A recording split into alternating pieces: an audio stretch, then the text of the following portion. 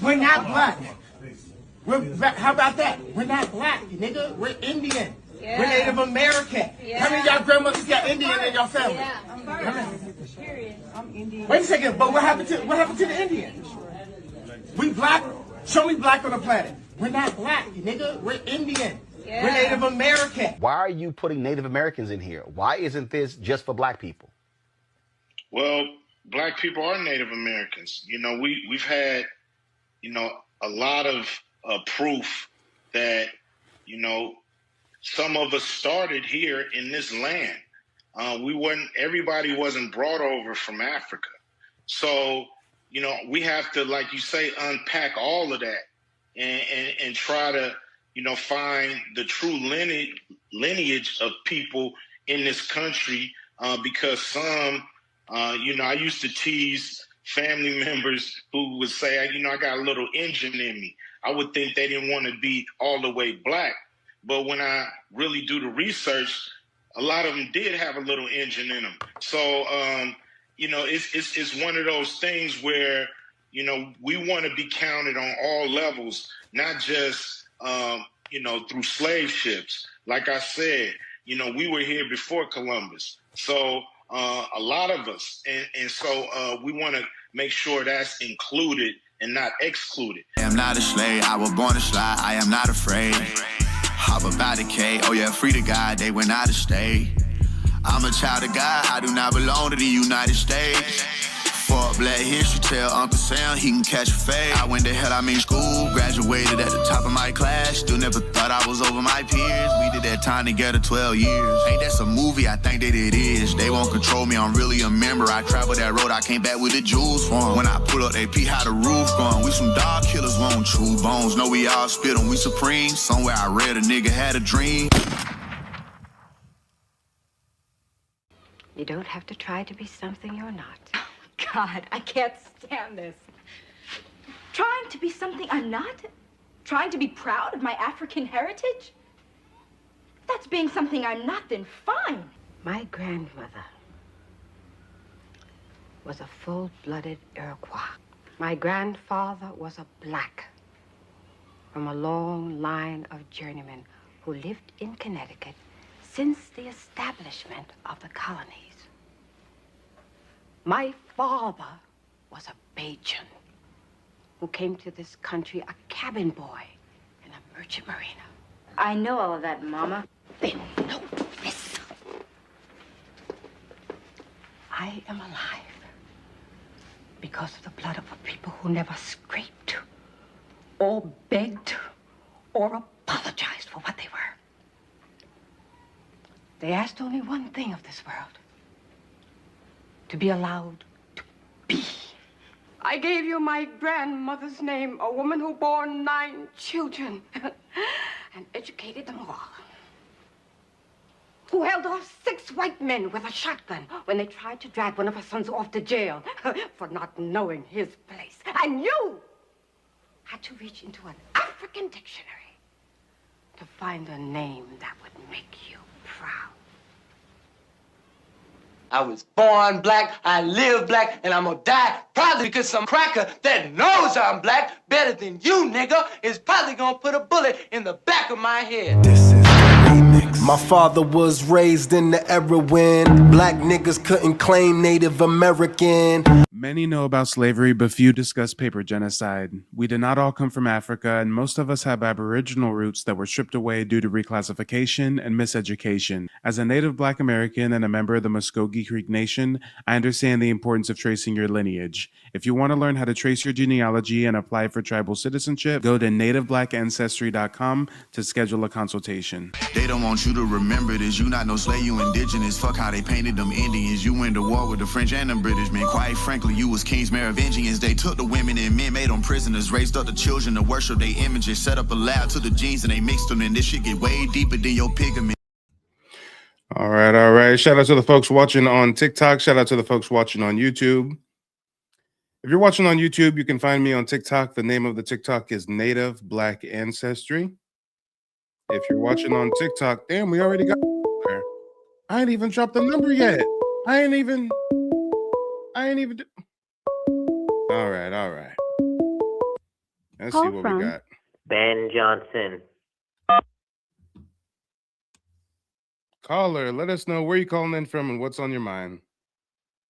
Hi, my name is Ben Johnson. I saw you on YouTube Shorts. Live.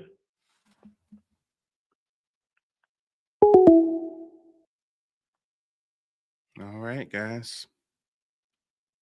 That's all we got from him before he hung up. As I was saying, if you're watching on TikTok, you can find me on YouTube. Mike TV is the name of the YouTube channel. We haven't even opened up the phone lines yet. Good Lord, we already got some strange folks calling in. Check out the website, nativeblackancestry.com. I built it out with tons of historical resources. I've got a digital archive with over 800 documents, family photos, newspaper clippings, book excerpts, you name it. You can also book a one-on-one genealogy consultation with me where I teach you the 3-step process of tracing your family's heritage and obtaining tribal citizenship if that's something that you're interested in. And I also have the Hidden Heritage course that I just launched. 3.5 hours of video modules sharing with you the hidden history they would never teach us in school, all the way from pre-colonialism to present day. So definitely check out nativeblackancestry.com. Now, if you're watching on TikTok, you can request to join as a guest, or you can call the number that is now above my head. If you're watching on YouTube, you can call the number up on the top of the screen.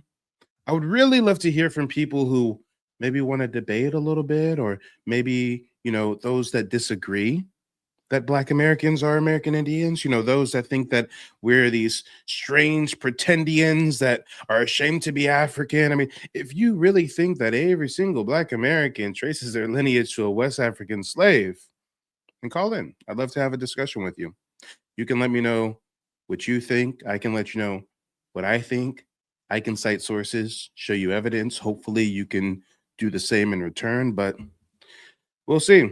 While we wait to see if we have anybody that wants to call in, I want to share with you guys a very interesting interaction I had with a live caller not too long ago. Boy, oh boy, this was an interesting call indeed. Give me just a moment, guys. Let me cue it up for you. There is not now. There never has been. And we think there never will be any general desire on the part of our people to immigrate from this land to any other, and least of all to the wilds of Africa. Oh, shit. You see why they call me the king of receipts. I have a new caller on my live stream who claims that he descends from Africans from the Ivory Coast. He's making the claim that Africans introduced rice to the Americas, and there was no rice in the Americas until Africans brought it over.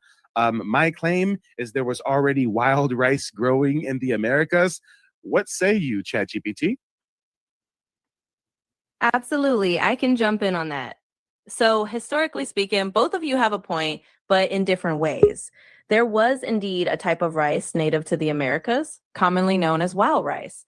It's not the same species as Asian rice, but it was definitely cultivated and used by indigenous peoples, especially around the Great Lakes and other areas. On the other hand, Africans who were brought to the Americas did introduce varieties of what we think of as domesticated rice, like Oryza glaberrima from West Africa, which did become a staple in places like the Carolinas. So there's truth in both angles. The Americas had their own native rice, and Africans did contribute their rice growing knowledge and different rice strains. So it's really a mix of both histories.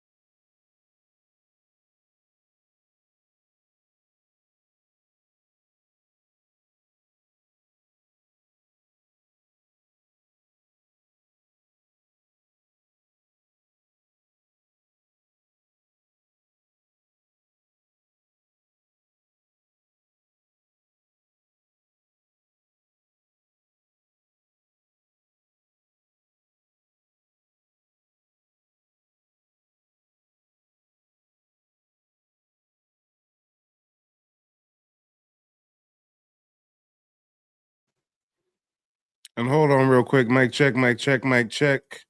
Mic check, mic check. Sorry, guys. I had a little audio glitch. I lost the audio for a moment. Let me redo that. Give me just a moment. This is live TV after all. Bear with me. Let me rewind the video back a little bit too for you. It was not that the Americas had rice and Africa had rice and Africa brought a strain of rice over. Your claim was rice is only indigenous to Africa and Asia, and you were just proved wrong. Absolutely wrong. Now, I could inquire further with ChatGPT on the rice that was brought by the Africans, but I already know the answer to that. I don't want to give you guys any spoiler alerts. Let's see if our guest knows about this. Sir, when you say that Africans introduced rice over here, I mean, that's not really what you said. You said that they brought rice because we didn't have it at all. That's false. But sir, the rice strain that was brought over here by Africans, are you referring to African slaves? Yes, and the rice you're talking. Oh, goddamn. We're going to get somewhere now. I thank you for your patience, Kwame. I thank you for your patience. Guys, this is so crazy. So he wants us to believe that an African slave captured by his fellow African, sold to Europeans, somehow he said, wait a minute, massa, time out, massa, time out. Before you capture me and put me on this boat, let me grab some rice seeds to bring to America.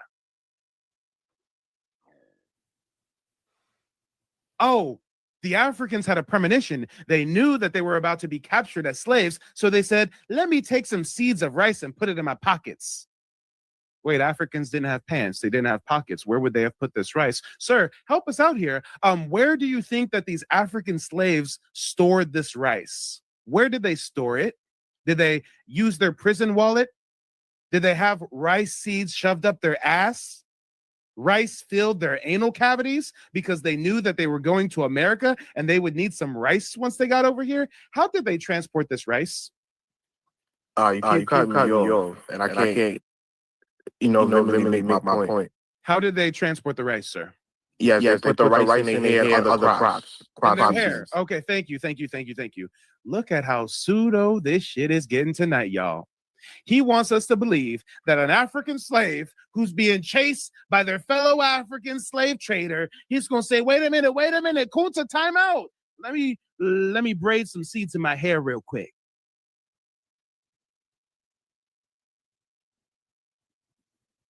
And then not only do they braid seeds in their hair, but those seeds survive the voyage. They survive being in that musty, unwashed scalp. Oh, wait. And then when they get over here, European slave masters allow them to start cultivating rice that they brought from Africa. Guys, this makes no fucking sense.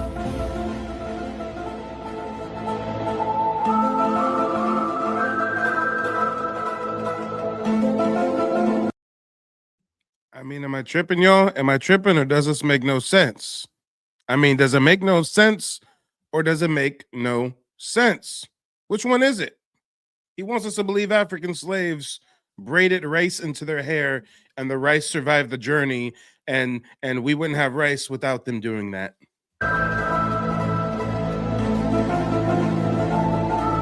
I don't know. Cue the X-Files theme. I don't know. I want to believe. I really want to believe, but how, Sway? How? This is getting real pseudo. Kwame, when you come back, let us know. How did the rice seeds survive the voyage braided in the hair? I mean, you guys have GPT since you and I have GPT everything. Okay. I'll ask ChatGPT. I'll ask him. You want me to ask it? I'll ask it. Hey, ChatGPT, is it possible for me to take rice seeds and braid them into my hair and then have them sit there and percolate and ruminate in my unwashed hair and my unwashed scalp for a few months? And then after a few months voyage at sea across the Atlantic, then I could plant those seeds and they would still grow crops. Is that possible? Well, I have to say that's definitely one of the most creative agricultural plans I've heard. Technically, rice seeds can be pretty resilient, but there are a lot of factors here. For one, keeping seeds in unwashed hair for months might lead to all sorts of issues: moisture, mold, and just general seed degradation. By the time you cross the Atlantic, the seeds might not be in the best shape to grow. In reality, seeds usually need to be kept relatively dry and stable if you want them to germinate later. So while it's a fun thought experiment, it's probably not the most reliable way to transport your future rice crop. You said ask ChatGPT. ChatGPT said you talking about a fun thought experiment, not a fact. Damn, don't nobody do it like me. What do you have to say, sir? I know I've been pausing you. I've been interrupting you. I want to now turn the tide in your favor. Let me go ahead and put on an online timer, and I'm going to set it for 3 minutes. And I'm going to allow you to speak for 3 minutes uninterrupted. Don't worry, if you have a lot of points you're making, if you have a lot of questions of me, I'm going to take notes. I'm going to document all your points, all your statements. And after the timer's up, we will address them. The timer starts once you start speaking. Go ahead. Yes, you said that you have no African ancestry. Well, you said Black Americans have no African ancestry. The current consensus, DNA experts and cultural experts all say that African Americans descend from Africa. For one, we could look at the culture, where pouring libation, gumbo being a loan word directly from the Congo. Rice cultivation came from Africa. Prior to that, slave owners didn't know how to cultivate rice. And the rice you brought up, which is wild rice, is a pseudo rice. I was specifically talking about the rice that we commonly know is only grown in West Africa and Asia.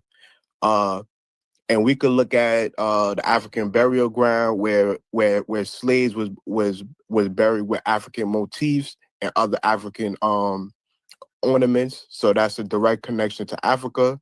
And even free Blacks in America, they never claim that they descend from America. They all name their organizations after Africa, i.e. the Free African School, the Free African Organization, the Free African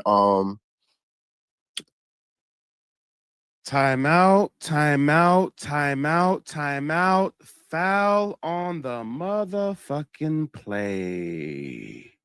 I told you guys that I was running a quick replay while we wait for live callers. Well, God damn it, I gotta interrupt the replay. Did this dummy just say that our ancestors only referred to themselves as Africans and they never referred to themselves? Is that what he just said, guys? He said all of our ancestors called themselves Africans and always referred to and their organizations, and they never said that they were American, huh? I guess he doesn't know that I have personally curated a digital archive with over 600 documents, huh? I guess he's unfamiliar with me and my work, and he does not know that I have a digital archive on my website, nativeblackancestry.com, with over 600 documents. Let's read a couple of them because clearly he doesn't know how to read, or he just never did this actual research. He just made the claim that our ancestors never referred to themselves as Americans, that they always called themselves Africans. Okay. All right. It's going to get real awkward up in this bitch. Watch this, y'all. Website is nativeblackancestry.com. Click on the digital archive link. It's $15 to become a member of the website, get access to all these documents, download them to your computer, share them on social media. But check this out. We're going to do some reading. He said our ancestors called themselves Africans and never referred to themselves as Americans. What? Okay. We're going to bring up two different sources. We're going to bring up first-hand accounts of what our ancestors refer to themselves as. Check it. Where's the first one? We got so many receipts. Here's the first one. Frederick Douglass. Frederick Douglass, in his own newspaper, writes, January 22nd in 1852, He's writing against the colonization scheme. What is the colonization scheme? The colonization scheme was the scheme in the early 1800s to convince us to voluntarily move to Africa. And this is one of our forefathers, Frederick Douglass, speaking against that. And let's see what he says. There is no sentiment more universally entertained nor more firmly held by the free colored people of the United States than that this is their own native land.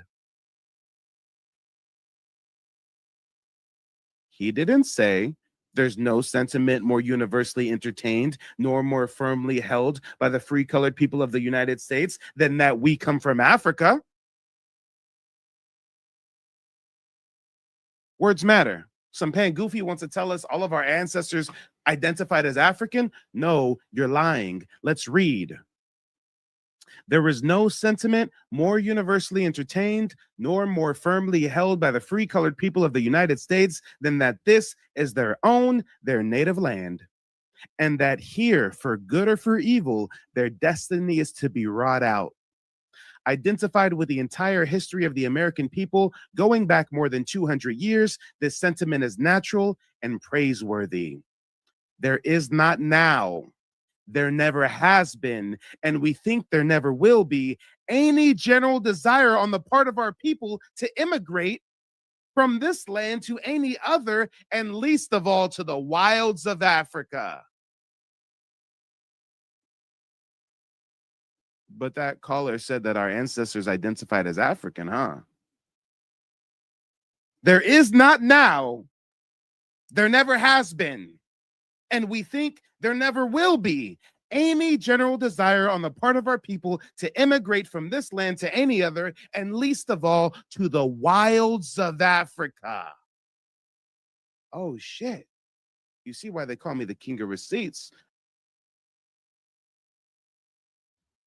I mean, am I the king of receipts or... I mean, am I the king of receipts or... Hey, let's go back to my website. Let's go back to the digital archive because I can bring up another source. We just read Frederick Douglass, 1852, in his own newspaper, right? He said, least of all. He said, least of all to Africa. Good God. Good God. And I'm sorry about that, folks on TikTok. You guys were on mute. The YouTube crowd could hear me if I'm just going to repeat what I just said. Frederick Douglass was cooking, y'all. He said there's no sentiment more universally entertained. This is our own native land. And we ain't trying to immigrate anywhere else, and least of all to the wilds of Africa. And if I go back to my website, nativeblackancestry.com, and if I dip back into the digital archive for a moment, I got another source I can share with you besides Frederick Douglass's own words written in his newspaper in 1852. Here's another article. Check this out. That dummy said, our ancestors identified as Africans. You know what? That's wild because I'm a genealogist. I personally meet with hundreds of Black Americans every month, providing one-on-one genealogy consultations. And they tell me the same thing. I ask them, hey, what got you interested in researching your genealogy? Oh, my grandma said we Indian. Oh, my uncle said we Choctaw. Oh, my mama said we Yamasee. Oh, my daddy said his father was a Seminole. There ain't none of our ancestors ever told us we was no fucking Africans. Put a 0 in the chat if you have never had an ancestor pass down the oral tradition of you descending from Africans. Put a 0 in the chat. I just want to know, y'all. Give me some feedback. I'm seeing zeros on TikTok. I'm seeing more zeros on TikTok. More zeros on TikTok. I'm seeing zeros on YouTube. I mean, guys. But let's just believe that caller who says that our ancestors identified as African. Then why did our colonizer have to try to convince us to go somewhere else so heavily? Why did they have to create a colonization society, colonization schemes, the Liberia Project and shit? I mean, if we come from Africa, we would be trying to get back to the motherland. Okay, I see nothing but zeros in the chat on TikTok and YouTube. Now let's go the other way. Put a 1 in the chat if you've ever had the oral tradition passed down in your family of you descending from American Indians. I don't care what tribe. But just in general, if you've ever heard the story, you've ever had the oral tradition disseminated that you had indigenous American ancestry. I'm seeing a lot of ones on TikTok. A lot of ones. This is what I'm talking about. Now, let me share with you guys this other source real quick. This is a Dr. J.R. Hawkins, a black doctor. I think this article is from like the early 1900s. I'm getting warm. I got so many receipts, y'all. And when you become a member of the website, you can actually download these documents to your phone, to your computer, share them on social media. Here's the article. Kansas City, Missouri. It says, and I quote, disenfranchise the Negro and send him back to Africa? Absurd. Impossible. More than $1 billion worth of United States real estate, which he owns in his own name in the United States, is not easily to be taken from him.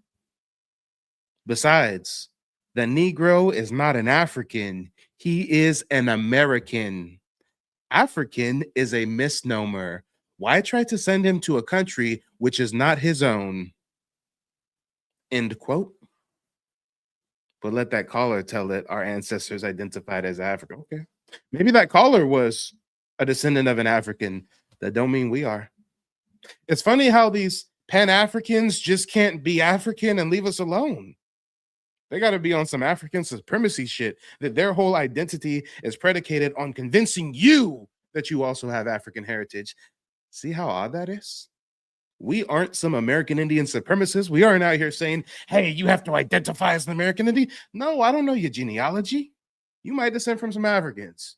You might descend from some Spanish conquistadors. You might descend from some Dutch, some French, some Irish. I know I got some Germans in my family tree somewhere. I mean, come on. We all have a unique heritage, but these pan goofies can't survive unless they spread like a cancer, like a virus, trying to convince everybody else that they need to identify as African. Hey, if you asleep in the Matrix, that's cool. Do your thing, pimpin'. We ain't got to be asleep in the Matrix with you. We can hop on the, what was it? The Nebuchadnezzar, okay? I'm trying to get on the Nebuchadnezzar with Trinity. Holla at me. Come on. But hey, while we wait for the next live caller, and again, guys, this is a call-in show. Anybody can call the number on the up top, you know, whether you agree, whether you disagree. I'd really love to hear from people who disagree. I'd really love to hear from people who believe wholeheartedly that I'm wrong and we're just ashamed to be African and DNA tests are valid and we all come from Africa. I mean, call in, say it with your chest. But until then, let me share with you another interesting interaction I had with a live caller. I really want to whip out the belt and spank your ass because this is really poor for you to deal with your elders like this. Have some decorum, young man. Chill, young man. You've got questions. You've got questions. You seek answers. Ask your question. I'll give you an answer. Did you ask me, how can I prove it? Yes. Did I give you an answer? Yes. My answer was you're talking to the proof. Now, what's your next question?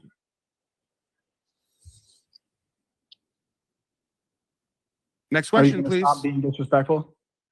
I don't know you a damn thing. You came to my house asking me questions. I don't really care to speak to you. I got 3 people backstage, Playboy. You want to talk to me? I don't want to talk to you. That's why you owe me respect. If I wanted to talk to you and I joined your TikTok live stream, then I would owe you respect. That's how it works, young man. But clearly your parents didn't teach you that. Clearly your parents didn't teach you that. Little mutt muffin. We got a little mutt muffin over here. He been raised by his white side of the family. They done taught him, yeah, the teacher's right. Your black side come from Africa, boy. And this little mutt muffin done ran with it and is trying to dictate that heritage onto all of us. He just said I'm black. Well, guess what? The government says that I'm an American Indian, dumbass. So if I look black and I'm really an American Indian and the government says I am, then guess what? There's proof to what I speak when I say Black Americans are indigenous to America. You see how that works? Where are you calling in from and what's on your mind?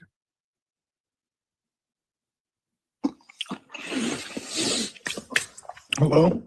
Hello? Yep, where are you calling in from? I'm calling in from Illinois. By way of? I'm sorry? By way of? Meaning like where's your family from originally? Oh, my family is just like African American, Italian, some Irish, Scottish. I'm just mixed.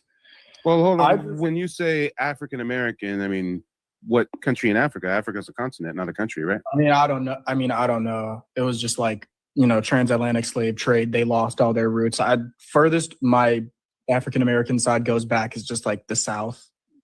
Okay. And when you say transatlantic slave trade, they lost their roots. Who told you that your ancestors were victims of the transatlantic slave trade? History. Well, history was taught to you by someone. So who taught you that? I think school. Oh, okay. So it wasn't like your family. They didn't pass down an oral tradition that great granny or grandpa. No, not really. It's school. Yeah. Okay, I got you. We'll go ahead.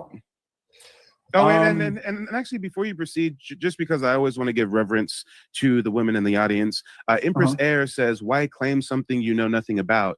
That's kind of a good question. Why would you claim African American if you really don't know if your ancestors were trafficked through the transatlantic slave trade?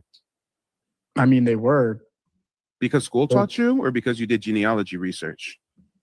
Because school taught me. Like, where else am I supposed to go to find out how African Americans got to the U.S.? You would trace your family's genealogy, because African Americans, as you like to call them, are not a monolith. Not everybody shares the same genealogy. Just like you said, you're African American and Scottish and Italian. Not every African American is African American, Scottish, and Italian. We all have unique lineages, unique legacies. We all have unique ancestry. So, yeah, I'm just wondering why you didn't do your family's genealogy or anything to look into it for yourself.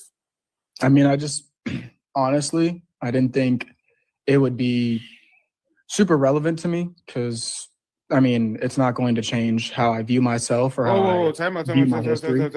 You don't think it would be super relevant to you to fact check a teacher who was a stranger to you and your family trying to tell you that your ancestors came from a transatlantic slave trade? You don't think it's pertinent or important to look into that? I mean, what relevance does it have to me? To you personally, obviously none. But to the average person, it's everything. If you were taught that if you were taught that you descend from West African slaves, and then you did your genealogy and found that that was not true, then the average person, it would change their life. It would change everything. It would change how they view themselves, their ancestors. They would connect to their actual roots. It would be a paradigm shift. But for you, obviously, it doesn't matter. But all right, you have the floor. I think I just want to hear like the evidence on how, like, okay, you believe that what we call African Americans are the real Native Americans?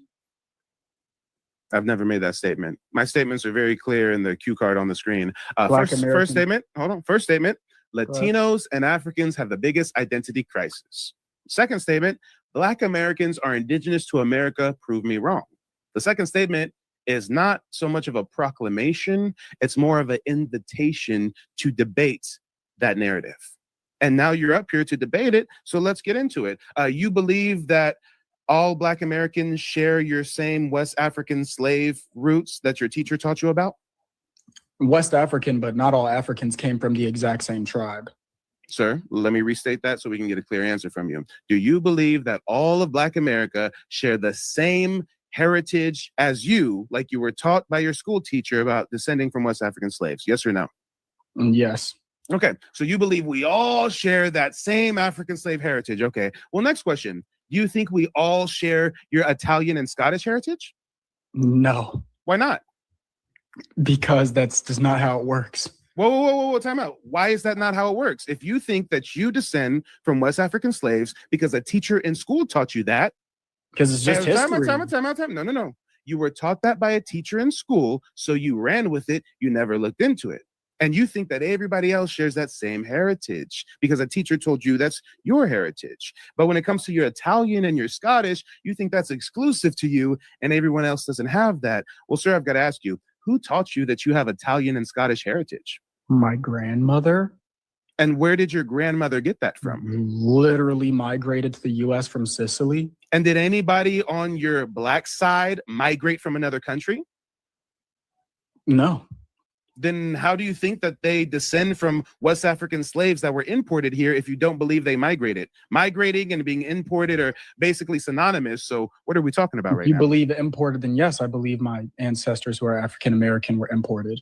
At what year, what era are we talking about? I'm sure you can give me the era I that you're assume time out. before. I'm sure you can give me the era or a time frame of when your European ancestry came over here. Can you tell me when your West African slave ancestors came over here?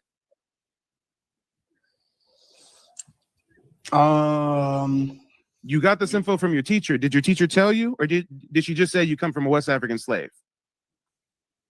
I'm not saying a West African slave. I'm not going to call my grandfather that. I'm just saying he's. But that's what you said, and you said that we all share that same heritage. That's exactly what you said. West Africans that's trafficked factual. during that's not factual, sir. And we're going to get into it. But first, you have to answer the question: did your teacher give you a date when she told you descend from West African slaves? No, because I don't think anybody's going to know when my family. You don't have to cop out for your teacher. If your teacher is a poor teacher and she just told you that and she didn't give you a date range or an era of when these West African slaves were trafficked here, then hey, you had a bad teacher. The school you go to is based on the neighborhood and the taxes that are assessed on property value. So if you grew up in a lower economic neighborhood and you had a poor teacher, then you just had a poor teacher, sir. But I got to ask you, you think that you come from West African slaves only because your teacher told you that.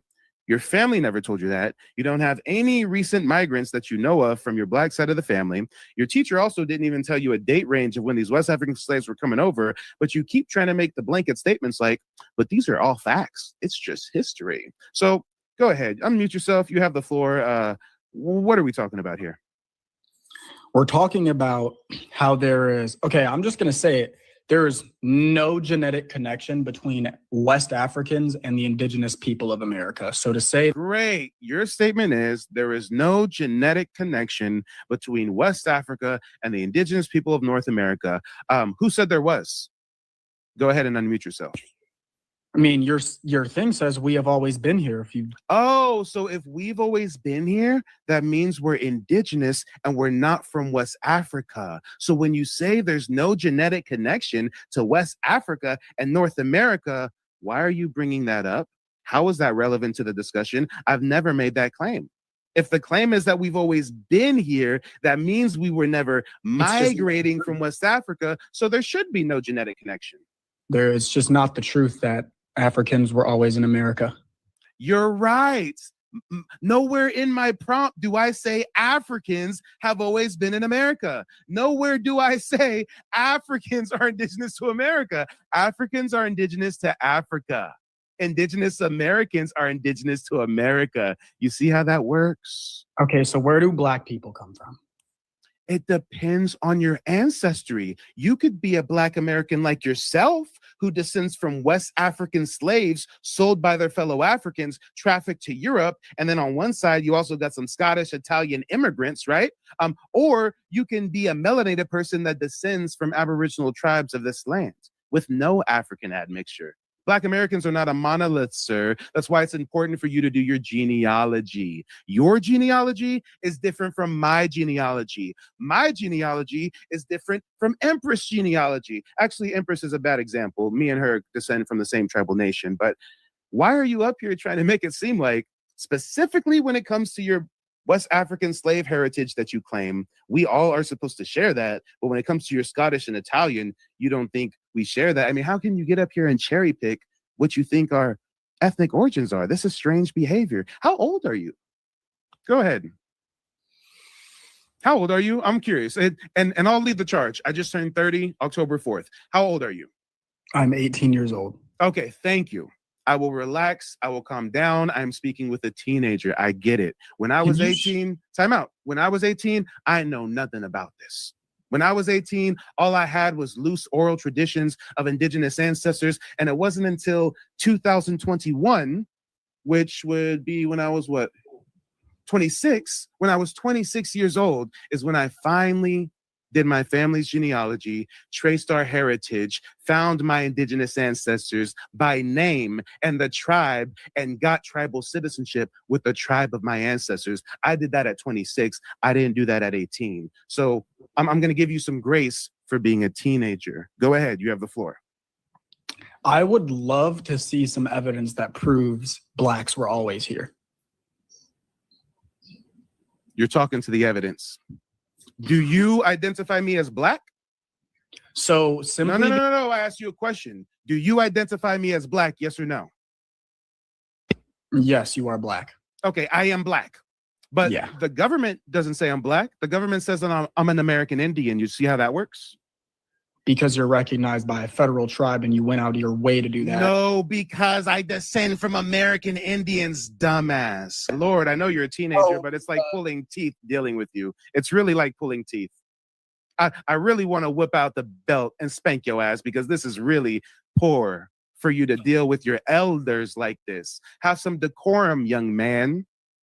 Chill, young man. You've got questions. You've got questions. You seek answers. Ask your question. I'll give you an answer. Did you ask me, how can I prove it? Yes. Did I give you an answer? Yes. My answer was, you're talking to the proof. Now, what's your next question?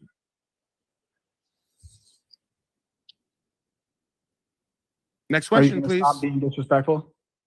I don't owe you a damn thing. You came to my house asking me questions. I don't really care to speak to you. I got 3 people backstage, Playboy. You want to talk to me? I don't want to talk to you. That's why you owe me respect. If I wanted to talk to you and I joined your TikTok live stream, then I would owe you respect. That's how it works, young man. But clearly your parents didn't teach you that. Clearly your parents didn't teach you that. Little mutt muffin. We got a little mutt muffin over here. He been raised by his white side of the family. They done taught him, yeah, the teacher's right. Your black side come from Africa, boy. And this little mutt muffin done ran with it and is trying to dictate that heritage onto all of us. He just said I'm black. Well, guess what? The government says that I'm an American Indian, dumbass. So if I look black and I'm really an American Indian and the government says I am, then guess what? There's proof to what I speak when I say Black Americans are indigenous to America. You see how that works? I mean, am I talking fast or do they listen slow, y'all? I don't know. Do I talk fast or do they listen slow? The world will never know. Ladies and gentlemen, boys and girls, we got some folks that are trying to call in on TikTok now. We're going to bring some TikTok callers up in just a moment. Wanagi Ku 98, you should definitely request to join on TikTok. I mean, you're so active in the chat. I would love to hear what you have to say. Oh, we got somebody calling the phone lines. 980 number. I'm going to call you back. I have to bring people up in order. So the first person that we're going to bring up it was Lousy or something like that. Lousy Farian 2.0. Then we're going to bring up Wanagi Ku. And then we're going to call back that caller that just called in. And actually, what's the number of that person that just called in? I had it here somewhere. I'm already losing it. Damn, I'm just going to prompt you to call back in when the time comes. I know it was like a 980 number, but I already lost it. Hold on real quick. Before I bring up the folks on TikTok, let me switch the audio. So the folks on YouTube will be able to hear you. All right. Here we go. We are good to go. Lousy, when I bring you up, let us know where are you calling in from and what's on your mind. Lou. Hello. Lou. My gender pronoun is Lou, like the name. Your gender pronoun is Lou? Yup. Okay. Well, I really ask you your gender pronouns. I just asked where you calling in from and what's on your mind. I was just joining the conversation. I'm not sure what the questions or whatnot were. Well, if you're joining the conversation, that means you have something to say. So go ahead and lay it on us. I'm also seen as a black man and was born an American Indian. Nice. I appreciate the work you're doing. I'm glad that they're in the chat watching. I hope they get a chance to come up and speak their piece because the world's waking up, and I know it hurts. They've gone as far as to come up with I'm an FBA. I'm an FBA. I'm a full-blood American. And they come up with a group called the Foundational Brown Americans. And so I'm curious to see where they go with that. Okay. And I hope they come up here and share and tell us our history like they love to do. All right. Well, thanks for calling in. We got more people trying to join. Guys, please don't request to join if you don't really have much to say. I appreciate the kudos and the acknowledgement, though. But yep, just a little bit of a rant about the FBAs, I guess. I'm not quite sure on that. Who's this? Wanabakani Wanagiku. When I bring you up, let us know where you calling in from and what's on your mind. What's up? I'm 27. I'm calling in from Laktamish. Laktamish. I'm not familiar with that. What part of the country? Washington. Like Washington State or DC? Oh, yeah, state. Oh, okay, cool. Well, what's on your mind? Oh, no, I just wanted to know why you blocked me, bro. I'm not sure how I blocked you if I just brought you up as a guest. Oh, I had 2 other profiles that you blocked me on because I posted your family. I posted your grandmother, your father, your whole white family, bro. You're white. Oh, well, do tell more. You have the floor. Yeah, I'm just saying, like, I posted. You remember that, right? Sir, I don't know you from a can of paint.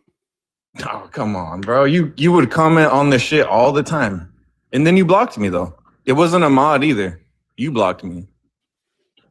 Because I was arguing with you on live, and then you said, you know what, this is why you're getting blocked, and then you blocked me. And you have a grievance, or? No, my main thing is with you is, honestly, you talk really crazy. And then, second of all... Well, before you get to second of all, you said I talk really crazy. Can you name something crazy that I've said? Yes or no? Yeah. The Plains Indians were only battling in the late 1800s, while your people have been battling since time immemorial or millennia. Yeah, that's a misquote. But if we're going to be more specific, specific, that's not a misquote. If we're going to be more specific, don't interrupt me when I'm talking. I still have the video, so go ahead. Don't interrupt me when I'm speaking. I don't want to have to tell you again. If we're going to be more specific, that statement, although that's a misquote, is true. Plains Indians were one of the last people to have European contact during the final phase of westward expansion, Manifest Destiny, the Oregon Trail, the California Gold Rush, etc., etc. And you guys got wiped out in about 30 or 40 years. You were the last to have European contact and the fastest to get wiped out.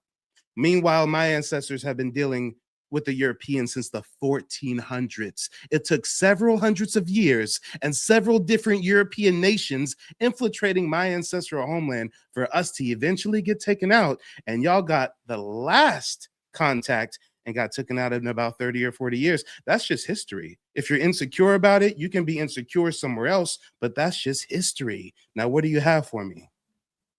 Yeah, I'm not insecure about anything because the person that I come from on my Lakota side is Mokpaya Luta, and he forced the U.S. government to sign his treaty because he was unaliving them.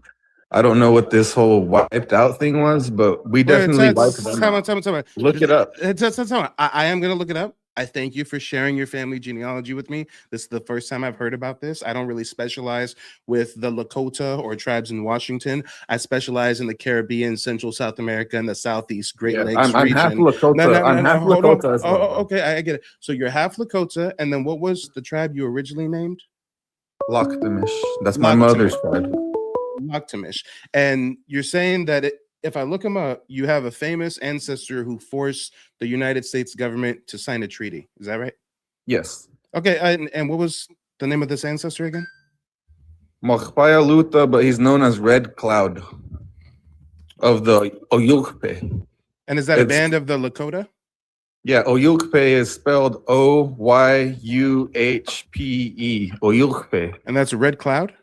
Red Cloud from the Oyukpe, Oglala, Lakota. Okay, hold up a second. I'm gonna do some. He forced the government to research sign on the it. treaty on his terms. Yeah, that sounds awesome. I'd love to learn more about it. I'm looking it up right now. It says yes, Red Cloud or Macpaya Luta and I'm sorry for butchering it. You know, not my tongue over there. I'm a Muskogee Creek language speaker ancestrally. He was a Yeah, but Lakota your tribal leader. ID is He's fake, though. sir, chill. But before you try to discredit my tribal ID, let's just hear about your Lakota ancestor, right? Yeah, He's that's one of fine. the very few Native leaders who successfully forced the United States into a treaty after defeating them militarily. Here's what happened. There was a conflict called the Red Clouds War. This ran from 1866 to 1868. Now, before we keep reading, this is proving me right when I said they are some of the last people to have European Wiped contact. out? Time out. I said you were the last to have European contact, and you guys got wiped out. And what I meant by wiped out wasn't made extinct, wasn't genocide. I mean colonized. I mean taken over. I wasn't Assimilated. colonized because Time I out. have my language and my culture. Let me keep reading before you keep inserting Your voice your is shaking, opinion. bro. Your voice is shaking. No. My voice isn't shaking. I'm trying to read while also dealing with a man who's very emotional and keeps making charged statements without letting me read. Jesus. But take it as a shaky voice. And don't worry, you can call back in. I'll bring you up after you let me read about your Lakota ancestor. I'd love to learn about this. But you see how he starts rambling when I say, oh, let me research it. Oh, 1866. Oh, I'm right. You were some of the last to get European contact. 1866 is when your folks were battling the Europeans. De Soto was running through my ancestral homeland in the 1500s. Spanish conquistadors coming through to Florida, Georgia, Carolina, late 1400s. And you got the nerve to act like y'all was doing some shit because y'all fighting in 1866? Okay. The conflict is the Red Clouds War. This is 1866 to 1868. After the Civil War, the U.S. wanted to build and protect the Bosman Trail, a route through Powder River Country, present-day Wyoming and Montana, to reach Montana's gold fields. The problem: that land was Lakota territory under the 1851 Fort Laramie Treaty. So y'all already signing treaties and succeeding decade before you even have this victory. Okay, all right. So the white man forced you onto a reservation already. But y'all said you didn't get to take. Okay, all right. The land was Lakota territory, not under their own sovereign military prowess, under the 1851 Fort Laramie Treaty. All right. The Red Cloud led a coalition of Oglala Lakota, Minneconjou Lakota, Cheyenne, and Arapaho. They resisted U.S. military forts built along the trail. The key event, Fetterman Fight, December 21st, 1866. Damn, this is so fucking pathetic. My ancestors fought the Frenchmen, the Britishmen, the Dutch, the German, the Irish, the Spanish, the Portuguese, long before this little Fetterman Fight of 1866. But hey, I'm gonna let his Lakota ancestor have his moment to shine, okay? Fetterman Fight, December 21st, 1860s. I'm just saying, y'all. Yesterday, I presented genealogy results to a client of mine. They had an ancestor who was a military veteran in the War of 1812 and the Civil War, and we got motherfuckers trying to big themselves up for finally fighting back in 1866. Okay, all right, I'm done. I promise. Fetterman Fight, December 21st, 1866. Lakota and Cheyenne warriors, including leaders like Crazy Horse, ambushed Captain William J. Fetterman and 80 soldiers near Fort Phil Kearny. All 81 U.S. soldiers were unalived. At that time, it was the worst U.S. Army defeat on the plains until Little Bighorn of 1876. The outcome was the Treaty of Fort Laramie, 1868. After 2 years of sustained resistance, the U.S. agreed to abandon the Bosman Trail. The U.S. dismantled and burned its forts. The U.S. recognized the Great Sioux Reservation. Caller, I'm gonna call you back, I promise. I gotta finish reading here. The Powder River Country was recognized as unseceded Indian territory. This was a major native victory. Red Cloud did not sign the treaty immediately. He waited until he physically saw the forts abandoned. Only then did he agree. Why this is significant? Red Cloud's War is often described as the only major plains war in which the U.S. Army was forced to sue for peace on native terms. It's one of the clearest examples of a native nation compelling the United States into treaty negotiations through military resistance. Important historical note. Although the 1868 treaty recognized Lakota territory, the U.S. later violated it. Gold was discovered in the Black Hills in 1874. The U.S. attempted to buy the land.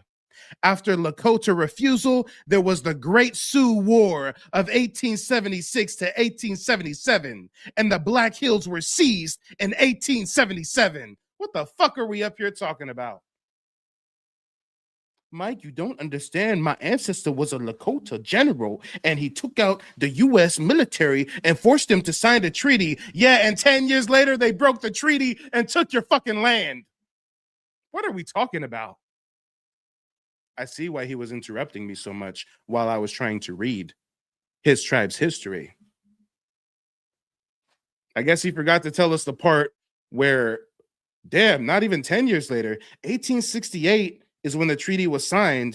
1877, they find gold and say, fuck that treaty. We taking that land. Guys, it's what, 9 years? What are we talking about? Okay.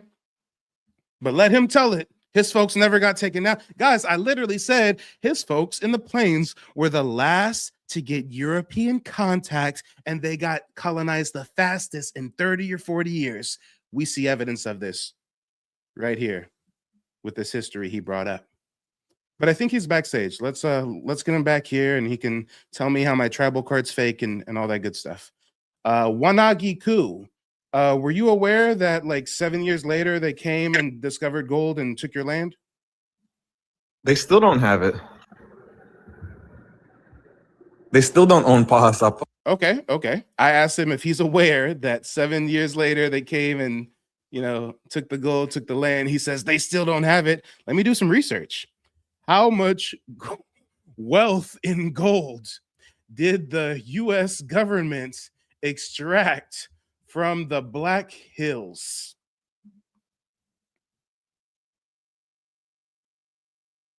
There is no single agreed upon number because the Black Hills produce wealth through gold plus other minerals plus timber. Damn, they took more than one thing. If we're going to just talk about the gold, it's estimated gold from the Black Hills by the U.S. government was 40 million ounces of gold. Damn. Okay. Guys, they signed a treaty, 1868. 1877, U.S. government says, wait a minute, y'all got gold? Fuck that paper. Take him out. Less than 10 years. Let's juxtapose that.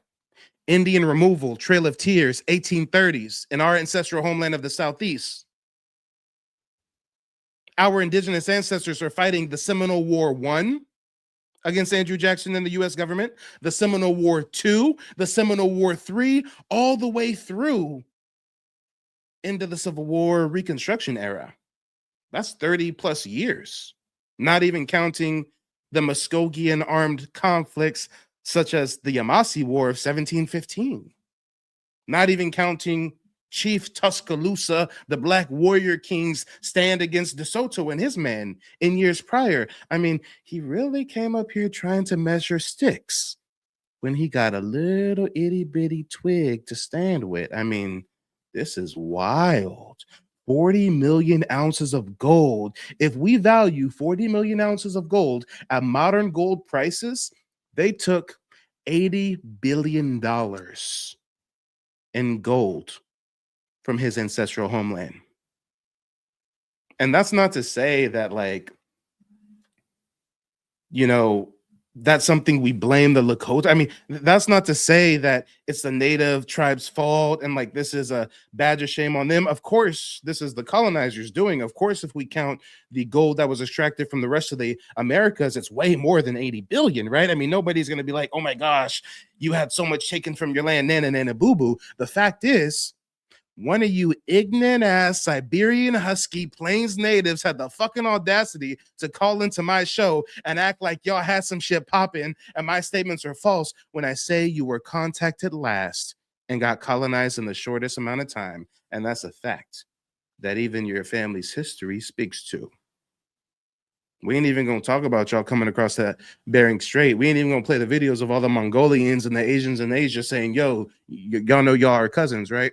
We ain't gonna talk about the language patterns that are similar in Asia, the DNA testing that puts y'all in Asia. We ain't even gonna talk about all that. But guys, we're gonna let you vote. Put a 0 in the chat if you want me to bring him back one more time. Put a 1 in the chat if you're cool off him. And we can move on to one of the 3 people that just tried to call the hotline. And while I wait for you guys to vote, let me see what you guys are talking about. Daniel says, take my 980 call, bro. I'll tell you some shit about the truth. Okay. Well, you're definitely on the list. I see you on the list. Neon Backup says that's $201 billion in today's money worth of gold. Abe says they at least got 3 million acres back. I like that fact, but I don't know why he's going hard to discredit you on what is up in the air. Yeah, I mean, if you told me my ancestors got colonized by the Spanish and the French and the British and the crypto Jews and the African conquistadors we know as the Moors, I would say, yes, you're right. I'm not going to lie about my people's history. But when I say that y'all got the last phase of European contact and got taken out the quickest, I guess you're insecure about that, just like I said earlier.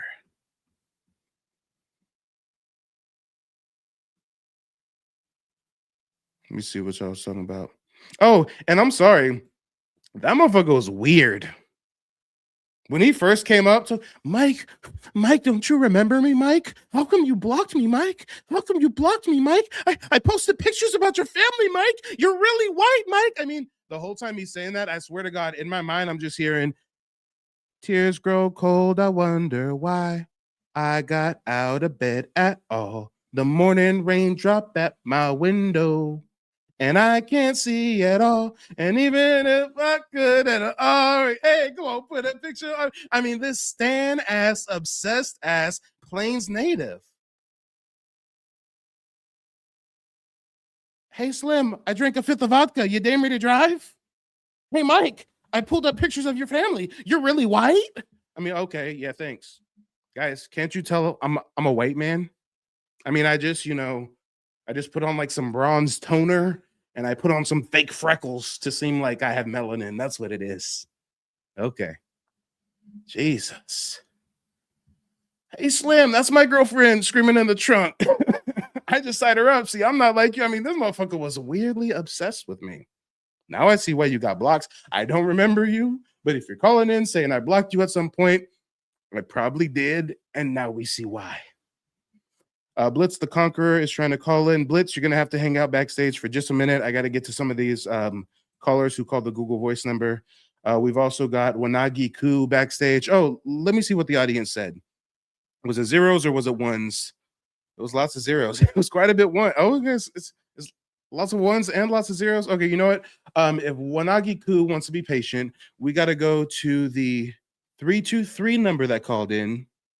Then the 980 number that called in, then Blitz the Conqueror, and then we'll spin the block on Wanagi Ku 98. Yeah, 323 number. I'm calling you right now. That shit was entertaining. I love it when me right with their own tribe's history. Makes my job easier. And I got to learn something new. I know nothing about the Lakota and the Black Hills. Not my people, not my problem type shit. We've been warring with you Plains Native since you came across the Bering Strait. That's why we force your ass to stay in the desert and the plains.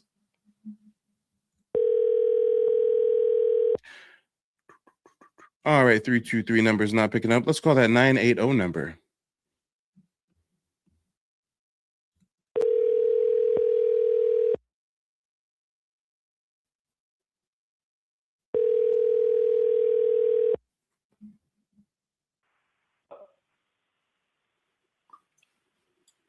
Hello?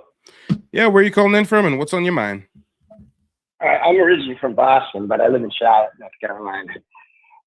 By way of? First, what's that? Oh, I said by way of, meaning where's your family from originally? My family's originally from Boston. So you're claiming my grandma. so you're claiming that you descend from an indigenous tribe around Boston? No. My grandmother was from Ireland, and she totally talked Irish, like Irish with an accent. My other grandmother was from Italy. She talked with an Italian accent. Both my grandfathers were from Canada, French Canada. Okay, interesting. Now we're getting somewhere. So you said Irish and you said Italian. Irish, Italian, and French, yep. Irish, Italian, French. Cool. Well, let us know what's on your mind. All right. Now, okay, I'm going to be a weird caller because... I don't think you'll be as weird as the last one. Don't worry. No, not in that way. I'm weird differently. I'm going to just give you some knowledge, bro, because I've been awake. I hate saying I'm awake because other people say it and they're not awake, all right? I know where we live, why we live here. I know everything, okay? I've been awake since the 90s when Tupac first mentioned the Illuminati, okay? And I got to tell you something. History is a lie agreed upon. That's a quote. Not from me, from people in the Illuminati. This is not what we think. You know what I mean? Now, I agree with you. Black people are not from Africa. They're not just from Africa. A lot of them were here way before white people, because you got to understand, we live in a world that's been wiped out a lot. Now, I'm just going to give you some stuff to research, okay? Like, first of all, look into the orphan trades. Have you ever looked into the orphan trades? Did you say orphan train? Yes, sir. Oh, yeah, you're talking about that Tartaria stuff, incubator babies, World's Fair. Yeah, I got you. Yeah, that shit's real, okay? Because they did wipe us all out. They don't care about color. And it wasn't just white people wiping everybody out. It was everybody. It was the Illuminati, and it was the elite. And the Illuminati worked for the devil, man. I mean, this is a real thing. There really is a spiritual war going on in this place. Now, I know I'm going to sound crazy, but I've been on the other side. I've left my body, bro. And I've been to this place. And you can find anything out you want. Okay, you can look into your past life. If you don't believe in reincarnation, you're wrong. We've all reincarnated a fucking million times, because this is the way we are in this place. We agree with spirits. We're not our body. We are our soul and our spirit. Okay, we can leave our body at will. I can teach anybody how to do it. And if they really concentrate on doing it right, they can leave their body. You'll pop right out of your body. And I've done it. I've also been dead a few times, because I'm in 22 months of recovery right now. I did so much fentanyl, I died like 6 times. The last couple of times I died, I've traveled around everywhere, looked at everything. I've seen where we live. We do not live in a ball spinning through space at 66.6 thousand miles an hour, like they tell you. I mean, it's ridiculous. We live under a dome on a big flat land. And when you see UFOs, they're not coming from outer space. They're coming from outer lands. Now, the black people were here in America way before the white man came here, because you guys were originally Atlanteans. You really were. And I know I told you I'm going to sound crazy, because I'm like 1.001% of my knowledge. Like, nobody has the knowledge I have. And I tell people, and they think I'm nuts, but I really don't care.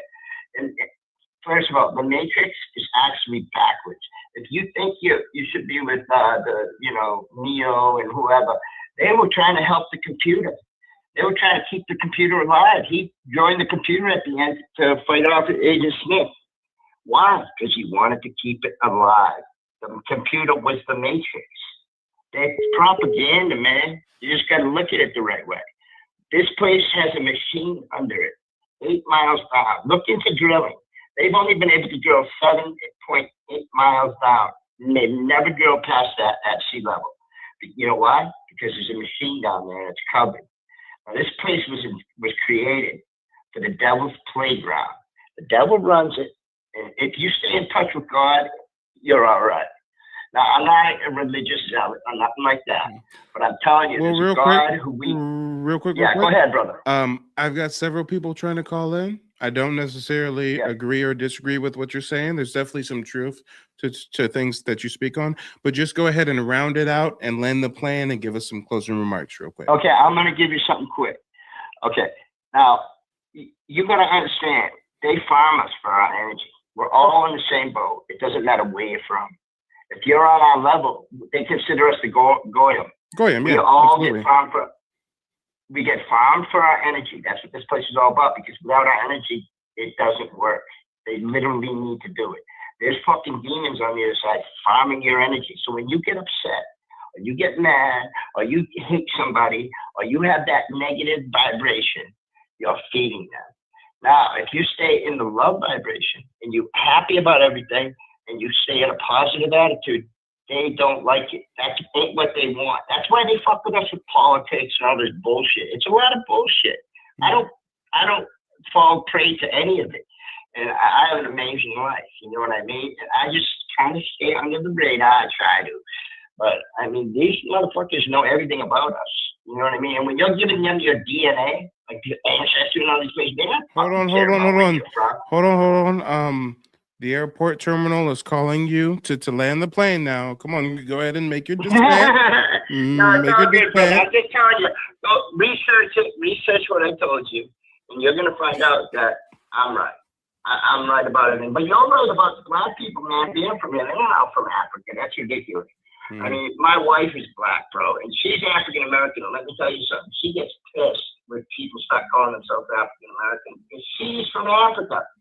She literally came here from Africa. So she's a real African American, huh? Yeah, she's a real African American. But you know what I'm saying? If you go to Africa, right, like we did, and you go to Ghana, and you start saying you're African American, but they know you're American, they're going to say, you ain't fucking African American, you're American. Yeah. You know, they get pissed, dude. Oh, They damn, actually and get the pissed plane's over out of fuel. It's about to fall out of the sky. I don't know what to tell you. I don't care. Thanks for calling in. And yeah, you know, there was definitely truth to some of the things he was saying. I've even come across similar streams of consciousness in my research. I think above all else, he is telling the truth on this. Just like folks go to the Amazon rainforest and take ayahuasca with a local shaman and have reality fade away and they can see things clearly on another paradigm, you can probably do the same thing on some fentanyl. This motherfucker said, I took a fentanyl trip. I took a whole bunch of Fenty and I seen outside of the dome. I said, hey, I have not walked down that road. I don't know what you saw in Wonderland, Alice. I'm going to take your word for it. I don't need to try it myself to test the theory and see if it yields those results for me. I'm cool. My name is Bennett. I ain't in it. But let's go ahead and get on to Princess Indigenous says he drank the water in Africa. Yeah. Shit, that's even worse than doing some Fenty powder. Let me see who the next live caller was. I think it's actually before the callers, the folks on TikTok. I gotta get back to the folks on TikTok. Blitz the Conqueror. When I bring you up, let us know where you're calling in from and what's on your mind.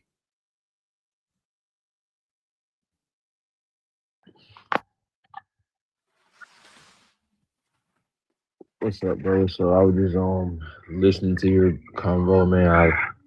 I mess with what you're doing heavy, man. You know, you're doing your thing with it.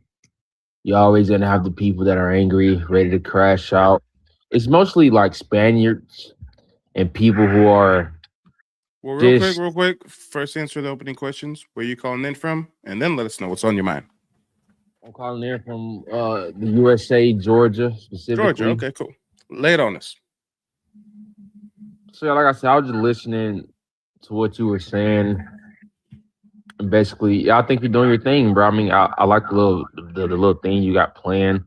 Me personally, I came in when I was hearing, I don't know, but if I'm correct on what I was hearing, they were trying to make a play on you being part white, I think. Well, I think that's like pretty hypocritical. You think Oh about, no, time out. He didn't say I was part white. He said I'm white. yeah, I'm a man. I'm a white man from the Caucasus Mountains. yeah, I think that's pretty hypocritical when the common fact what they say about Mexicans is that they're mostly mestizo. I mean, or anybody. I mean, anybody that's mestizo, right? You're basically European.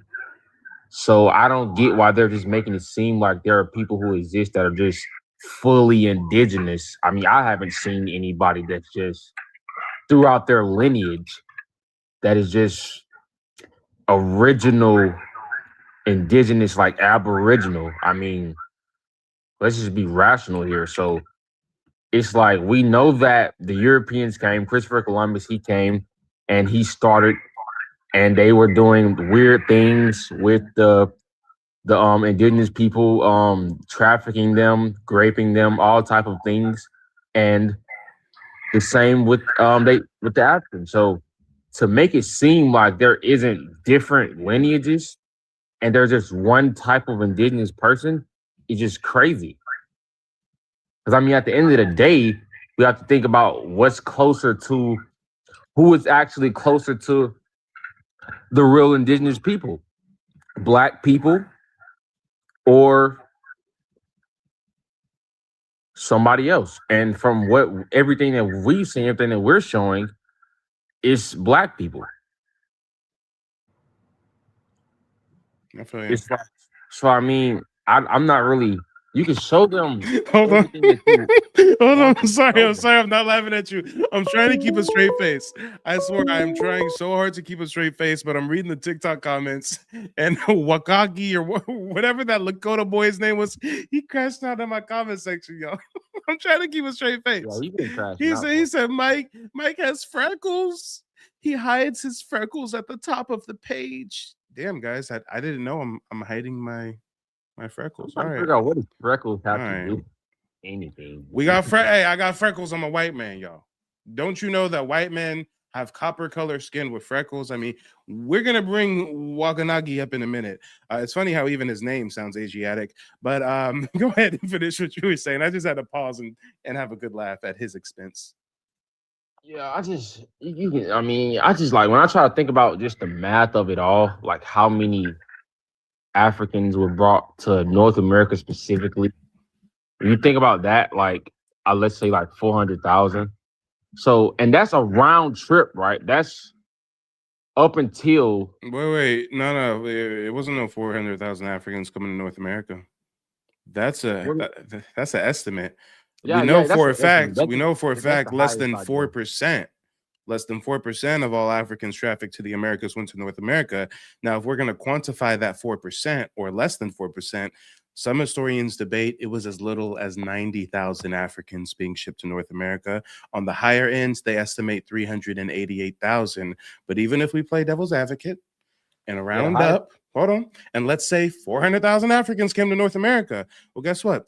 The math still ain't mathing. It's logistically impossible for a sample population of 400,000 to balloon to over 45 million people. We have over 45 million Black Americans in North America alone, present day. And guess what? We would actually be closer to a population of 100 million if it wasn't for the war on drugs and the crack era and Vietnam and Planned Parenthood and mass incarceration and medical malpractice and ghetto systems gridlocked in. I mean, guys, but even at 45 million, it's logistically impossible for that to balloon from 400,000. But this is where people say, oh no, but you guys were being breeded on plantations. There was breeding farms, but they can't name a single breeding farm. Not only that, plantation slaves had a high mortality rate and a low birth rate. It's logistically impossible for them to just be humping on the plantation day in and day out. I mean, the average life expectancy of a plantation slave was 21 to 31 years old. How many kids are you having before you die at the old age of 31? I'm 31. I got one kid. Damn. But I guess our ancestors was just breeding like jackrabbits. I mean, how do you even pick the cotton when you're apparently just fucking all day and pregnant all the time? I mean, it makes no sense. Yeah, that's like me giving that in the 400,000. That's just me being lenient and just giving. That's the highest estimate I'll give. But obviously, it could be lower. Like I just say. So when you compare it to how many indigenous people were enslaved in just simply the English colonies alone, you start to see the numbers like 300,000 plus in the English colonies, and that went up to like 5.5 million by like 1865. So anybody seriously trying to say that every single Black American is African, when you look at the numbers, that's just completely asinine, bro. It makes zero sense to try to say that. When you look at the amount of Africans brought into North America overall, not in one trip, because people love to make it seem like they just brought 100,000 Africans in one trip. They fit maybe 10 on the boat, 20, 30 max. I mean, that's what I'm saying, bro. Like, this was back and forth trip.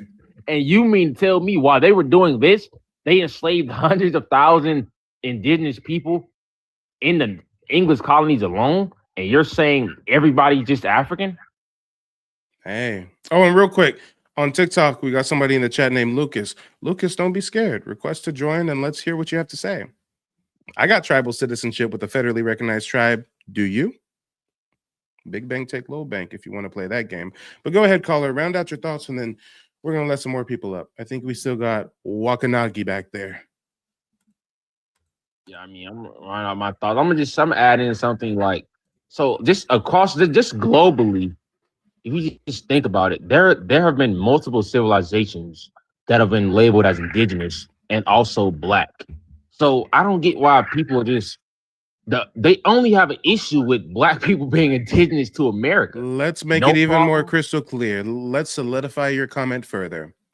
Every single region on planet Earth has had indigenous people that were richly melanated, dark brown, approaching Black. But they think when it comes to the Americas, nah, it wasn't nobody here until some Asians walked across the ice bridge. Then who built all the pyramids? It wasn't them Asians living in the fucking plains. Name me one pyramid or mountain complex in the plains. They all up and down the Mississippi River, Central America, South America. The Americas has 200 to 3,000 pyramid and mountain complexes. Ain't none of them in the plains or the high desert. So I don't know what the Lakota been doing. Oh, they was roaming with the buffalo, living hand to mouth, hunting, gathering, while we had agriculture, while we grew crops. Yeah, you don't want to have a conversation about history, plains natives, because I know you better than you know yourselves. But go ahead, brother. I'm sorry for interjecting. Yeah, I'm just going to say, bro, it's kind of crazy. Like you just said, on every continent, it's the idea of indigenous people that are melanated, basically Black. So it's really not even an argument. But when it comes to America, first of all, if you came across the Bering Strait, you wouldn't be indigenous, right? Because it's different types of that makes you the first immigrant to the land. That's it. Exactly. So it's like, and we also forget that there was a Pacific slave trade that brought Asians, bunch of Filipinos. Yeah, for centuries, the Spanish were trafficking Filipinos over, which is why you get the Chino community in Mexico and Latin America. Absolutely. So me personally, where I've got, I don't think that the Muskogee Indians, like where I'm at in Georgia, have anything to do with people from the Bering Strait. No, we don't, which is so crazy when those Bering Strait folks try to call in and tell us we're not indigenous and stuff, when our history is well documented. Europeans have been painting pictures of us and writing about us in their diaries since before the 1400s. What are we talking about? Leif Erikson, Eric the Red, the Vinland Saga coming to Newfoundland, saying they saw coarse hair Black indigenous tribes that forced them off the land. Come on. From the Vikings to the Moors to the Knights Templar, our history is well documented. But it's always some plains native trying to tell us that we really come from Africa. You notice how it's not another tribal member of a fellow tribe in the Southeast. It's not someone a part of the Algonquin family or the Iroquoian family or the Taino or the Arawak or the Carib. no Mayan, no. It's always these motherfuckers who just got here yesterday from Asia, as far as history is concerned. Crazy. And if you just look at how long the Muskogee people have been in Georgia, it's almost a plus 1,000 years, bro. We building mounds that are older than the pyramids in Egypt, but we gonna have a Lakota boy tell us that we not indigenous. Okay.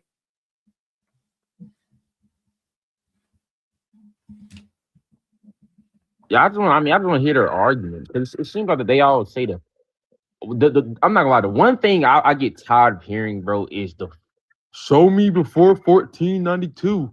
When if I ask you to name to me 3 people that explored North America before 1492, you can't even do that.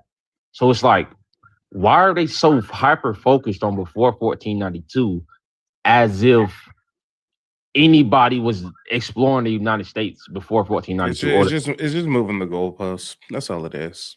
That's exactly, all. Bro. Or they'll be like, you're bringing up old photos, or mainstream academia says you guys come from West African slaves. Okay, so we're gonna listen to what our colonizers say about our heritage. Oh, all right.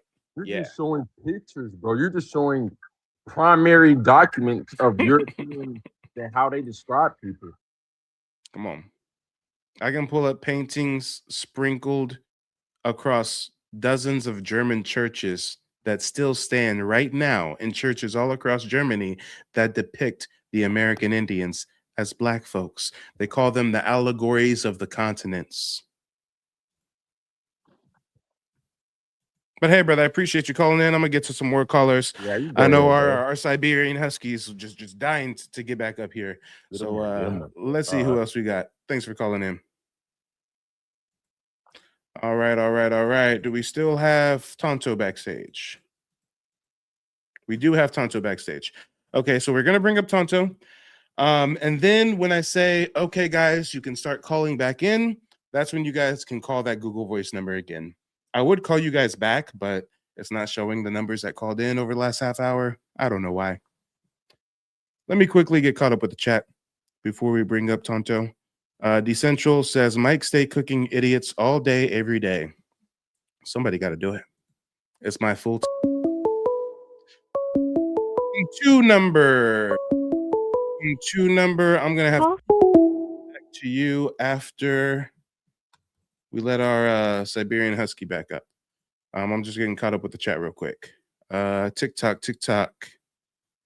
Wakasa Lakota says, imagine claiming indigenous but saying racist-ish.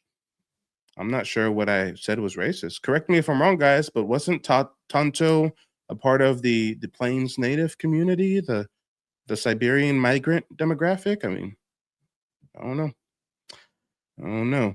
Let me see. The Olivera says, bring up M. Are you saying bring up you? I don't know who M is. And guys, make sure to check out the website, nativeblack.ancestry.com. I built it out with tons of historical references.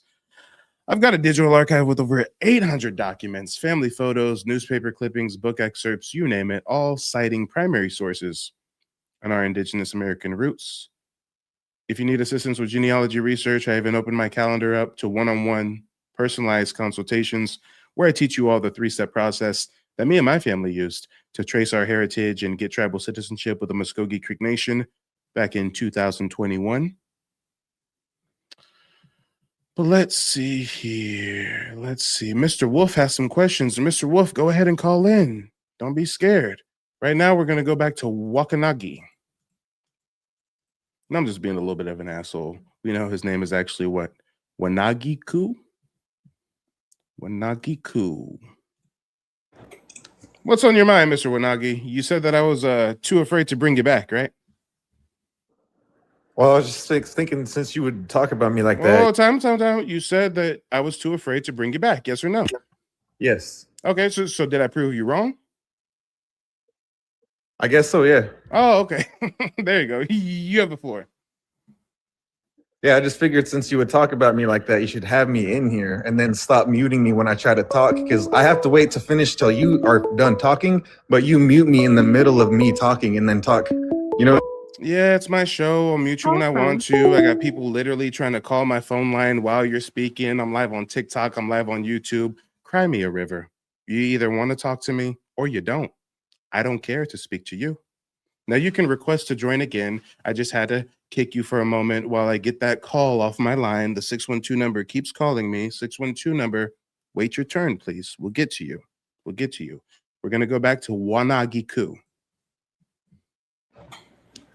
Yeah, let's get to how you're not Muskogee at all. Okay, can you cite a source? Yeah, your ID that you showed, it's not a real ID that you posted. Okay, well, go ahead and prove that my ID is not a real ID. Any ID anywhere has never posted a zip code along with an ID like yours. Ever. None of Okay, them. I'm sorry. I just gotta drop you down for just a moment to absorb this asinine statement you just made. He's saying my federal tribal citizenship card is fake. He's talking about this federal tribal citizenship card, the same one I hand TSA every time I get on my monthly flight. He says it's fake. And I say, prove it. And he says, my card shows a zip code and no ID shows a zip code. IDs show your whole fucking address. What are you talking about? An ID, whether it's a state ID or a federal ID, have your address listed. Maybe you're getting a tribal citizenship card confused with the CIB card. I don't know. This is just crazy, y'all. We in the Twilight Zone. Mike, your card is fake. Forget the fact that it's signed by your principal chief. Forget about the fact that it has the seal of your tribe, the Muskogee Creek Nation. Forget the fact that you descend from famous Muskogee Creek Indians who are written about in several books. Forget all that, Mike. Your card has a zip code on it. I gotcha. All right. Okay.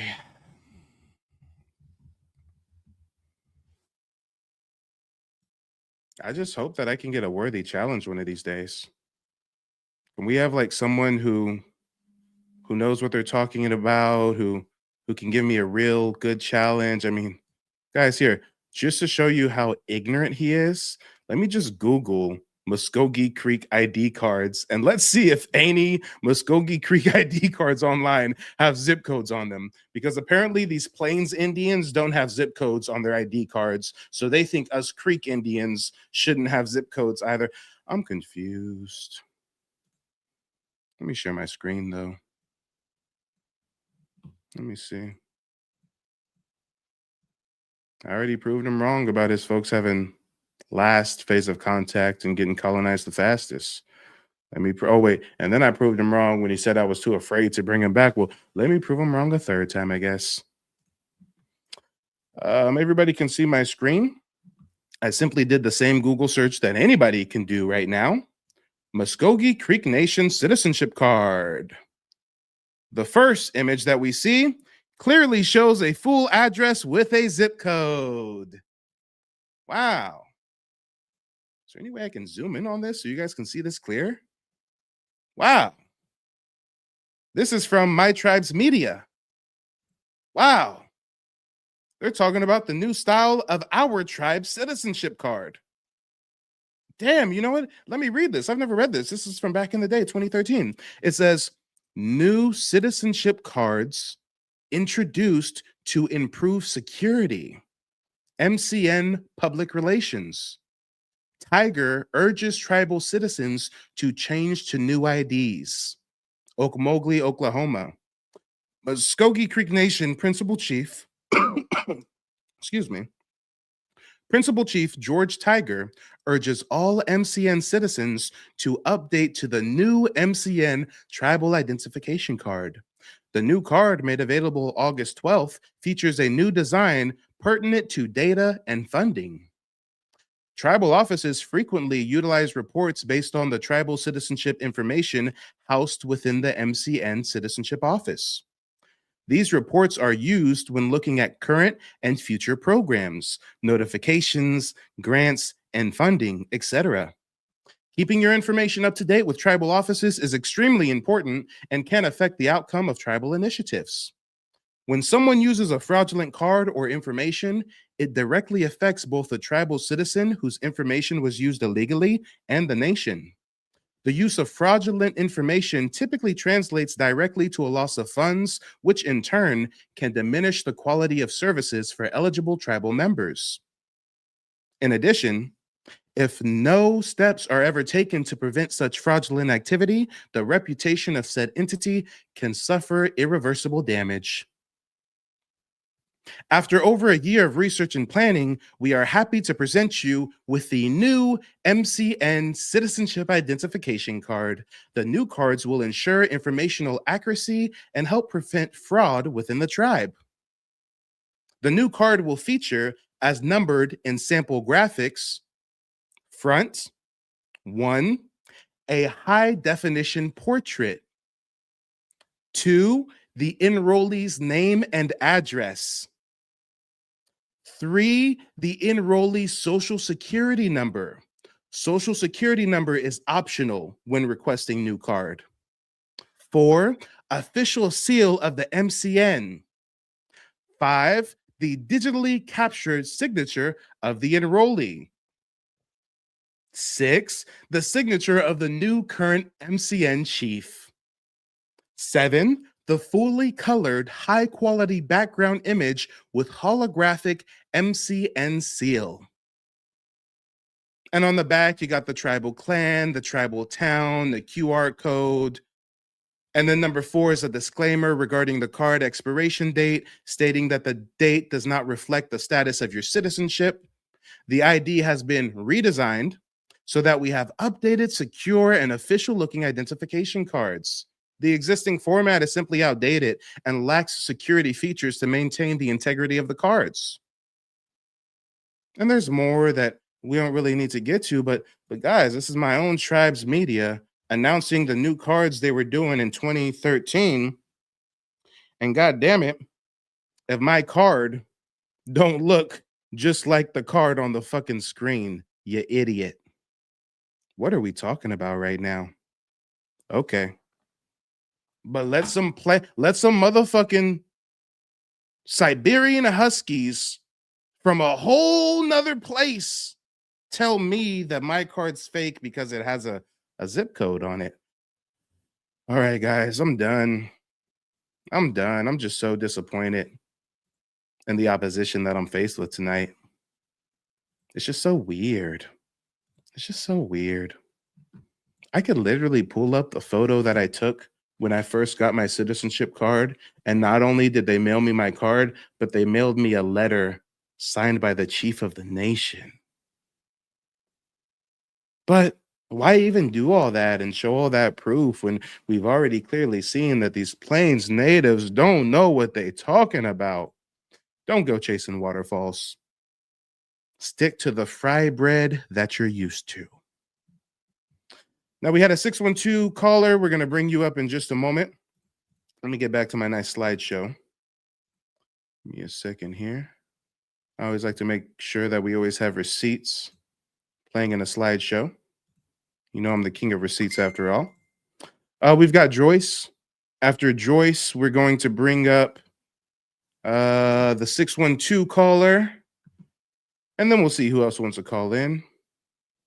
Joyce, when I bring you up, let us know where you're calling in from. And actually, before I bring you up, let me get caught up with the chat real quick. I haven't even been seeing what you guys have been typing in the comment section on YouTube and TikTok while we went through that whole rigmarole of Mike's card is fake because it has a zip code on it.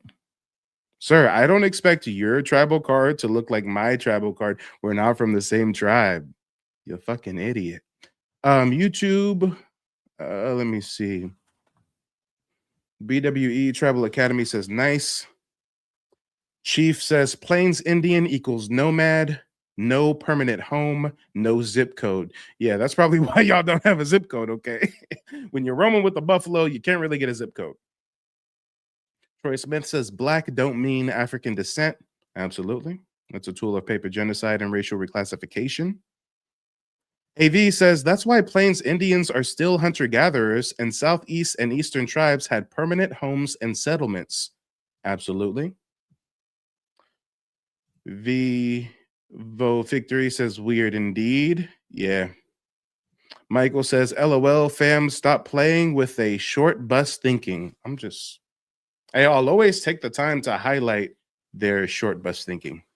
Because these are the folks in the comment section telling us that we come from Africa. And clearly, when you get them on the line and they have the chance to speak to you, you realize we're just dealing with some weird motherfuckers who are obsessed with us. Neon Backup says that Siberian guy sounded white as hell. Yeah, he's calling me white, but he sounded like he come from the Caucasus of Mountains. I'm going to bring up Joyce in just a second. Now let me get caught up with the TikTok chat. Marcus says, what do y'all have besides tents? Damn, what y'all talking about? Oh, shit. What are y'all I ain't even going to try to get caught up with the TikTok. Y'all over here wilding in the TikTok chat. Let me bring up Joyce. Joyce, when I bring you up, let us know where you're calling in from and what's on your mind. Actually, you're standing in my living room. No, I know. So what in the Shaquille O'Neal tribe are you from again? That night, that was super fun. Hello. It was super fun. Damn, y'all, she was waiting all night to rehearse that joke. All right. It's amateur hour, guys. Go ahead, unmute yourself. Let us know where you're calling in from and what's on your mind, Joyce. I'm calling from LA and I'm just asking, like, why are you guys always trying to LA steal by somebody? way of what? Somebody's trying. When I speak, you don't. No. LA by way of what? When are you? Ma'am, LA by way of where? Where are your people from originally? You're not indigenous to LA, are you? Oh man, my goodness. No, I'm indigenous to this land, but it don't matter. You're not. So what's the name of your tribe if you're indigenous to this land? I don't need to have a tribe. I know who I am. I know my history. I don't deny my But you can't name the tribe. I don't deny my history. Name That's the tribe. thing. What tribe are you Name from? my tribe. It don't matter what my tribe is. You're claiming Okay, we're dealing with a muffin descendant of Spanish conquistadors who want to play on my line. I don't got time for you. I'm sorry, but the Siberian Huskies already maxed out my bullshit meter. Stick to the Compton ghetto that you're used to, little horchata. Next. I think I had a 612 number trying to call in several times. Let's see if they want to pick up. Yeah, Mexico by way of Spain.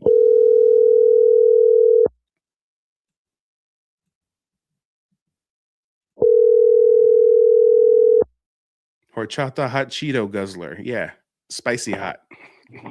Hey, caller, let us know where you're calling in from and what's on your mind. Hello? Yep, you're live. Where are you calling in from and what's on your mind? And Yes, also, this is, try to pause the YouTube video. There's an echo. Okay, hold on, I'm gonna do that. Hold on, I'm sorry.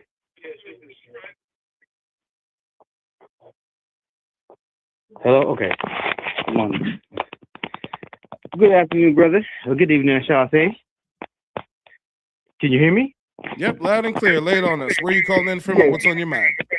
This is Will. I'm calling from New York City.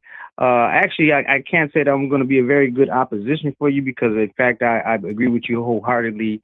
I had a mentor that kind of opened my eyes to a lot of the knowledge that you're speaking about as far as us always being here, you know, and some people even go as far as to say Metsa Musa from, you know, his brother that left Africa and never returned. And then you see like the Olmec heads and a lot of the stuff there. But there was a lot of things that my mentor was talking about that I wanted you to kind of, real quick, pause for just a moment. You're bringing up Mansa Musa's brother. You're bringing up Olmec heads. Are you trying to say that the Olmec were Africans? No, I'm saying that was some people, what they say, what they claim. I got you, yeah. And you are right. Some people have that theory that there are Black Indians, but they came from Africans that traveled here before Columbus. I got you. But I would like to put out my mentor's theory, and it was interesting. He was watching the I guess the documentary that they had with the curse of the Egyptian mummies, you know, and basically it was a German scientist and his female scientist. She was taking blood, you know, samples of hair samples and different things to get, you know, DNA tests, well, different tests for drug tests and she found that they had marijuana and tobacco in their systems, and not just some of the mummies, pretty much most of the mummies, not all. And he was saying his theory was basically if they were, a lot of the Egyptians found that, then they were practicing their culture more so than just doing something. That there had to be some kind of connection with the Americas, because the America is the only place that those were indigenous to. You know, they didn't have it in Africa and, you know, all over the other place like that, like they had it in America. And of course, there's many vegetables that were taken over to Europe that was indigenous to America, like tomatoes, corn, you know, and everything that we like about soul food, Thanksgiving, you know, the Thanksgiving dinner is things that were indigenous to America. And those are the things that I think, as far as Black Americans kind of feel, Black indigenous Americans, I think a lot of us don't realize our connection with that and with this land. And that's what my mentor was kind of trying to tell us, that we have a connector upper that actually, you know, we have, you know, communications with this land. And if you go visit a lot of the mounds or pyramids, you know, there's a lot of synergy that's going on there. But yeah, so I just wanted to touch base on some of those things and see what your thoughts were. Okay. You just said a lot there. So you're asking what I think about Egyptian mummies being exhumed with crops and different products that are from the Americas, or? Well, I'm sorry, I didn't finish the thought. So basically, that was just a point to saying that my mentor's theory was basically that he felt as though that the Egyptians had probably come from more of America than vice versa, in the sense that Hold on. So you're saying you have a mentor who theorizes that the Egyptians were migrants from the Americas? Yes. And I've definitely found primary sources that support that theory. Yeah, I've even found secret occult texts from the Freemasons from the 1600s where they say straight up that the tribes in the Americas had a global seafaring civilization whose armies were terrorizing all of Europe and Asia, and that we established Egypt along the Nile Valley as a colony of ours, which does make sense because Africa only has 200 to 300 pyramids and the Americas has 2,000 to 3,000. Not only that, but the mound complexes and the pyramid structures in the Americas significantly predate the building of the Egyptian pyramids. So yes, the evidence I've seen definitely speaks to our ancestors migrating and bringing culture to the Eastern Hemisphere. And he was also mentioning that if you look at Egypt, you know, their pyramids, they're the case pyramids, but that the lowest one they got maybe one step pyramid. But he said there was no kind of trial and error pyramid that you can find in Africa about building pyramids. But if you come over here to America, you can see that they start with the little mounds and then the bigger mounds, and then they introduce stonework and different tools and the terraces. In Mexico, then you know how then it becomes, and then you get the complete one when you get to Africa. It's like the finished product is the cased pyramid. You know what I'm saying? Well, hold on. It's not that that's the finished product. It's that's one of the most well-known, because Africa, Egypt, present day, Egypt is a desert now. It used to be a lush tropical rainforest type environment, right? So in the Americas, we still have that lush, wooded, vegetative, you know, even jungles in some area. So when it comes to the Americas, what they do is they make the areas where our big pyramids, similar to the ones in Egypt, are located, they make those areas no-fly zones, or they make sure that those pyramids are buried beneath vegetation, and they just act like they're naturally forming hills. Most people don't know this, and actually, hold on a moment. I'm going to change my screen share, so don't say anything for a second because I got to switch the audio. But let me quickly change my screen share to show you guys something that is going to blow your mind if you're not already familiar with this. Oh my. All right, I got the screen share back so you guys can hear him and see my screen. The largest pyramid in the world by volume is not in Egypt. It's in Cholula, Mexico. It's called the Cholula Pyramid. The Cholula Pyramid, if you looked at it, at the surface, you'd say, a pyramid, Mike? Where? All I see is a Spanish church on top of a hill. A pyramid, Mike? Where? All I see is a sparkly Spanish church on top of the hill. Well, you know what? This is the wild part. If you actually look the entire landmass that this church is on top of, that's covered in trees and grass, is I'm not sure if it's stone or exactly what material it is, but it's the largest pyramid in the world by volume. They've only excavated a little bits and pieces of it in the early 1900s. This is a little example of some of the parts that they've excavated of it. The entire area that you see covered in green grass and trees has this stonework type building material beneath it. This is the largest pyramid in the world by volume. A good picture I like to share is this artist's rendition that shows you clearly through a diagram what we're talking about here.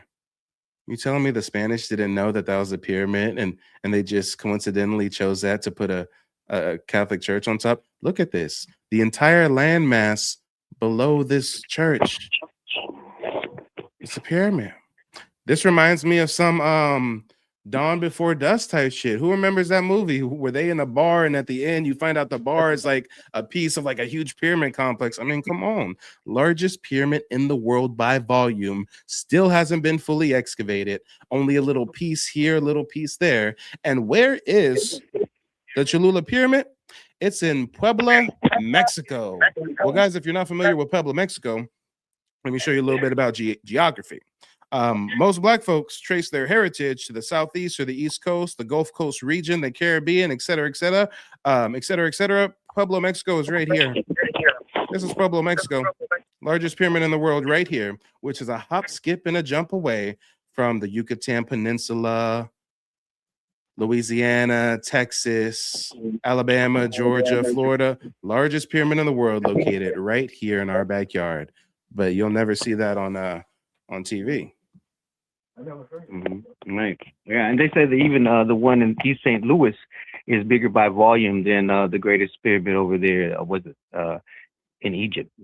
So yeah. So like, and then well, once hold again, on. Let's take it a bit further. Watch this. I had to look at newspaper clippings from the early 1900s to find this gem. Look at this newspaper clipping. A King Tut tomb in the Arkansas Valley. On a Negro's farm in eastern Oklahoma are unearthed relics from the mound builders of past centuries. Look at the pictures of these artifacts and these hieroglyphs and these petroglyphs. Look at this. It says here, and if you can put yourself on mute, because every time I talk, there's a bit of an echo. So if you can just mute yourself for a moment. It says here in the editor's note, when Howard Carter, and I don't think you're muted yet. Okay, now you're muted. It says here, when Howard Carter, British archaeologist. No, I'm still hearing audio from you. Can you please mute yourself, caller? Say hello? Yeah, can you please mute yourself? Oh, I'm sorry. Here we go. Okay, thank you. So it says here, editor's note. When Howard Carter, British archaeologist, opened the tomb of the ancient Egyptian king Tutankhamun in the Valley of the Nile in 1922, his discoveries became immediately a matter of worldwide interest. But Mr. Carter was supported financially by the Earl of Carnarvon, the British Museum, and the Metropolitan Museum of Art of New York City. Recent discoveries in an ancient burial mound in eastern Oklahoma may be of almost equal historical significance, but are yet to be recognized by any scientific organization. Nor has any museum or wealthy earl come forward with financial support to classify and preserve these centuries-old relics of the mound builders who inhabited the Valley of the Arkansas, probably before the coming of the American Indians. That's you Siberian migrants they're talking about. Our ancestors already here. In the following article, Mr. McDonald of the Star staff tells how and by whom this great mound was opened and describes some of the more important relics that were found in it. So you telling me they colonizing, surveying, excavating the Americas since the 1400s, and they didn't start excavating no tombs in Egypt until 1922? You telling me the French and Napoleon and them didn't find their way to Egypt, even though it's pretty close to them in France compared to the distance of fucking America, but they come into America, establishing Canada and the Louisiana Territory since what, the 1500s, the 1600s? It's almost like they didn't know shit about Egypt until they was over here discovering what our ancestors had going on. It's almost like they dug into an earthen mound in Alabama and found a map that was like, yo, there's an outpost of ours over in Egypt. And then they're like, oh shit, really? Let's go over there and start raiding some tombs. I mean, guys, what are we talking about here? But caller, you can go ahead and unmute yourself, give us some closing remarks, and then I gotta get on to the next caller. Go for it. So I think my mentor had a lot of information that we don't presently have, or like it's not given to. You actually have a lot of it. It's just something that's not commonly known in the sense of our indigenous roots and our indigenous cultures here. And a lot of times he was making a comment that a lot of times a lot of our neighborhoods are next to these complexes that we don't even know about. Absolutely. And he said, and one of the things that he said is he used to take, trips to the mounds. I think it was Okmulgee, some other ones. Yep. And he said that they used to pray before they get across the river, you know what I'm saying? Because he said pyramids are always in a family, several pyramids, and it's always by water, because you got the elements, air, and the land. Mm-hmm. And he would say that when he would go up there, that the eye of the pyramid would open. And now the people that was the park rangers, they was getting scared. They didn't know what's going on, you know what I'm saying? So they accused him of setting fires, and then after he kept on they kind of stopped people from praying on these mounds, which are indigenous, were spiritual, you know what I'm saying? So, but like I said, he was just saying that we have a connector upper, and that's what they're most afraid of, is because of our connections with the land, and stuff like that. So, just wanted to close out with that, and that how, once again, the different, possibilities that we're unaware of, and because a lot of this world is upside down instead of right side up. So, but thank you, man, for paying attention, calling, and even interjecting. I appreciate that. Yeah, most def. And your mentor is definitely onto something. We definitely do have ties to this land. We were masters of this land, which is why they needed our labor to establish their colonies in this land, which is why they had to enslave us in place to mechanize our different homesteads and convert them into plantations. A lot of these mounds we talk about were destroyed and converted into plantations. Guys, look it up. There's even one called Plantation Mounds that you can go visit to this day. Mm-hmm. And if you could just make a comment also, he was telling me about how basketball has always been like, each of these cities had like a basketball team back then. The Olmec invented rubber ball games. We had several rubber ball game sports, from lacrosse to games like basketball, games like football, huge stadiums, amphitheaters. Yeah, we would settle conflicts. Instead of going to war with another clan or tribe, we would settle it over a ball game. One of the ancient kind of adversaries of my tribe, the Muskogee Creek people, would be the Cherokees. And there's stories of our tribes coming together and engaging in huge sports games to settle conflicts, to avoid war, which is why to this day, Black Americans go so hard in the paint. Why do all the basketball and football superstars come from the southeastern United States? Yeah. That's exactly, and Coco Pelli, which is known in the more of a Western atmosphere. But if you think about it, he was a traveler, and also if you look at his what they call feathers, but those are more like locks. You know what I'm saying? And because his name infers cocoa, which is cocoa leaves, or the cocoa plant, which is indigenous language, you know what I'm saying, suggests that he might have had a darker hue than the Plains Indian. You're talking about the Plains Indian, and he went forth out in that particular area. And like I said, and that's where his most renowned for, so.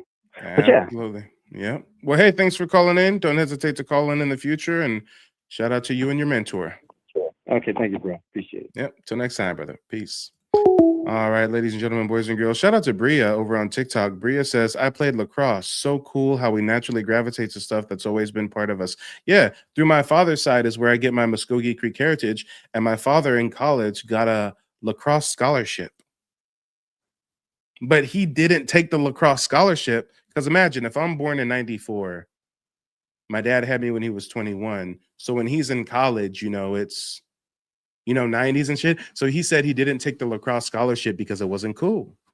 It was cool to play football and basketball. It wasn't cool to play lacrosse in the 90s. I said, damn, he was just naturally gifted with lacrosse to where recruiters are giving him scholarships. Like, come on, it's in our DNA. Let's talk about it. But guys, real quick, I want to urge you to check out my website, nativeblackancestry.com. Before we go to the next caller, caller, I'm going to call you right back, or really I'm going to ask you to call back. I don't have your number. But guys, I urge you to check out my website, nativeblackancestry.com. I built it out with tons of historical resources to help you on your journey of discovery. You can download these photos, these newspaper clippings, book excerpts, family photos, et cetera, share them on social media. I've even got ex-indigenous slave interviews where Black Indians talk about being kidnapped from their tribal territory and sent to plantations as slaves.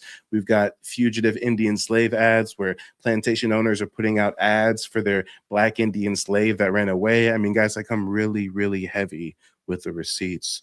Also, if you need more personalized guidance with genealogy research, you can access my calendar and book a one-on-one consultation with me where I teach you guys the 3-step process me and my family followed to trace our heritage and get tribal citizenship a few years ago.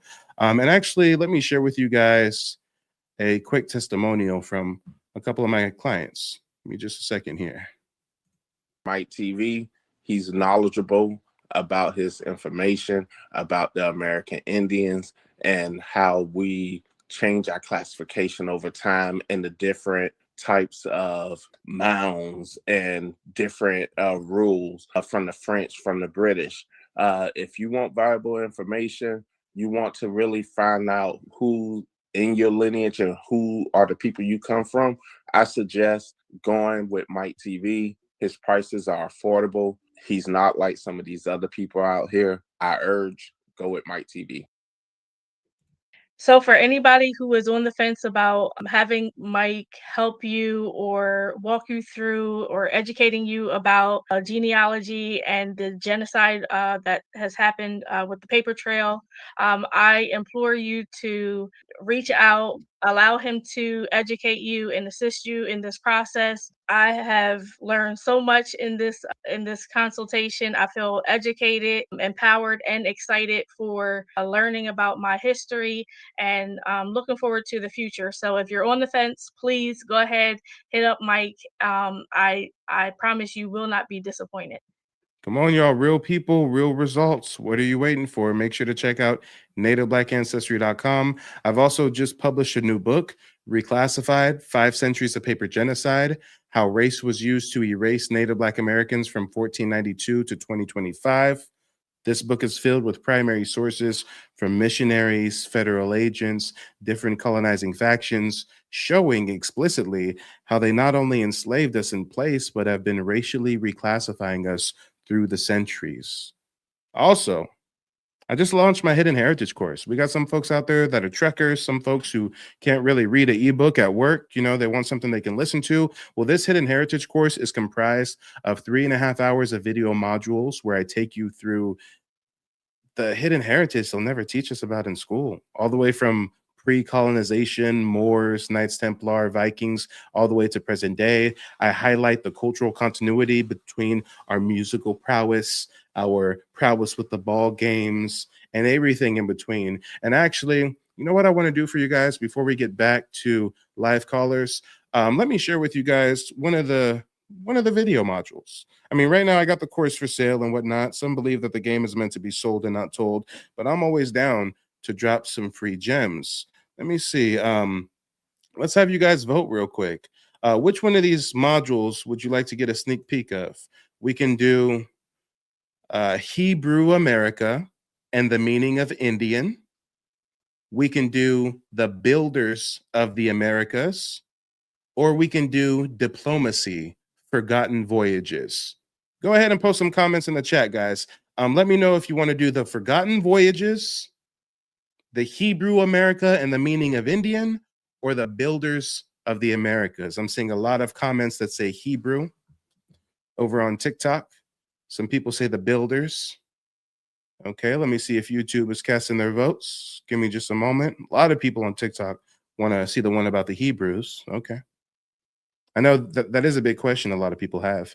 You know, some folks say that the American Indians had Hebrew connection, Hebrew customs. Yeah, we'll get into it. All right, the folks on YouTube also say Hebrew. Okay, well, let's go ahead and play that module for you real quick. Give me just a moment.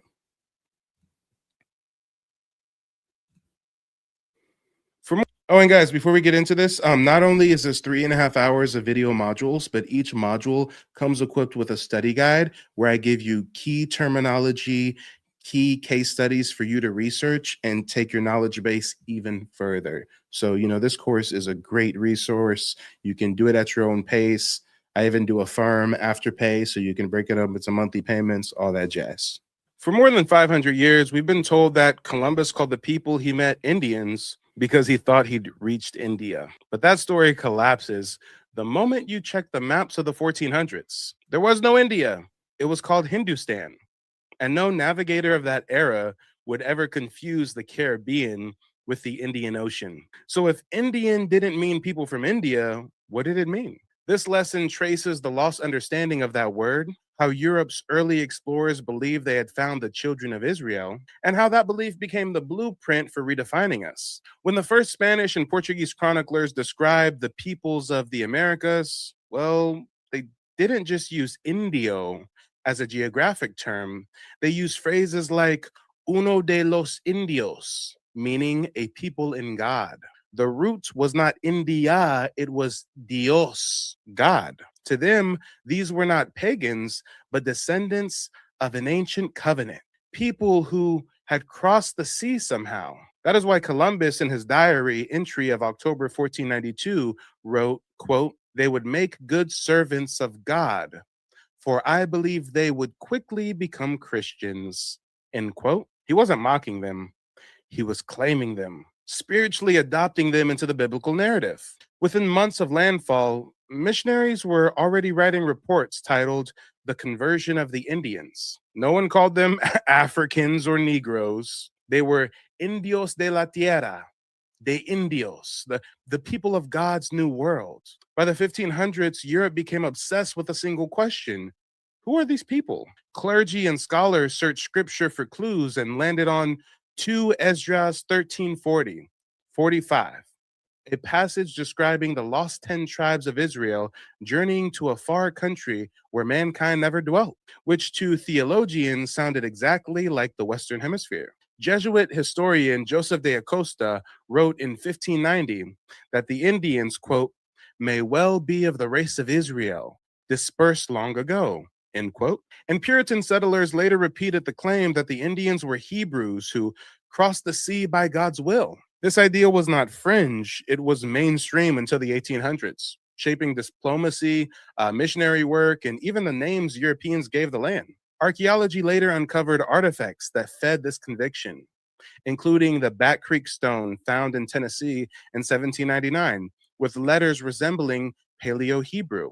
The Decalogue stone and the Keystone, discovered in Ohio mounds in the 1860s, bearing Hebrew inscriptions of the Ten Commandments. And the Los Lunas stone of New Mexico, carved with similar Hebrew script into volcanic rock.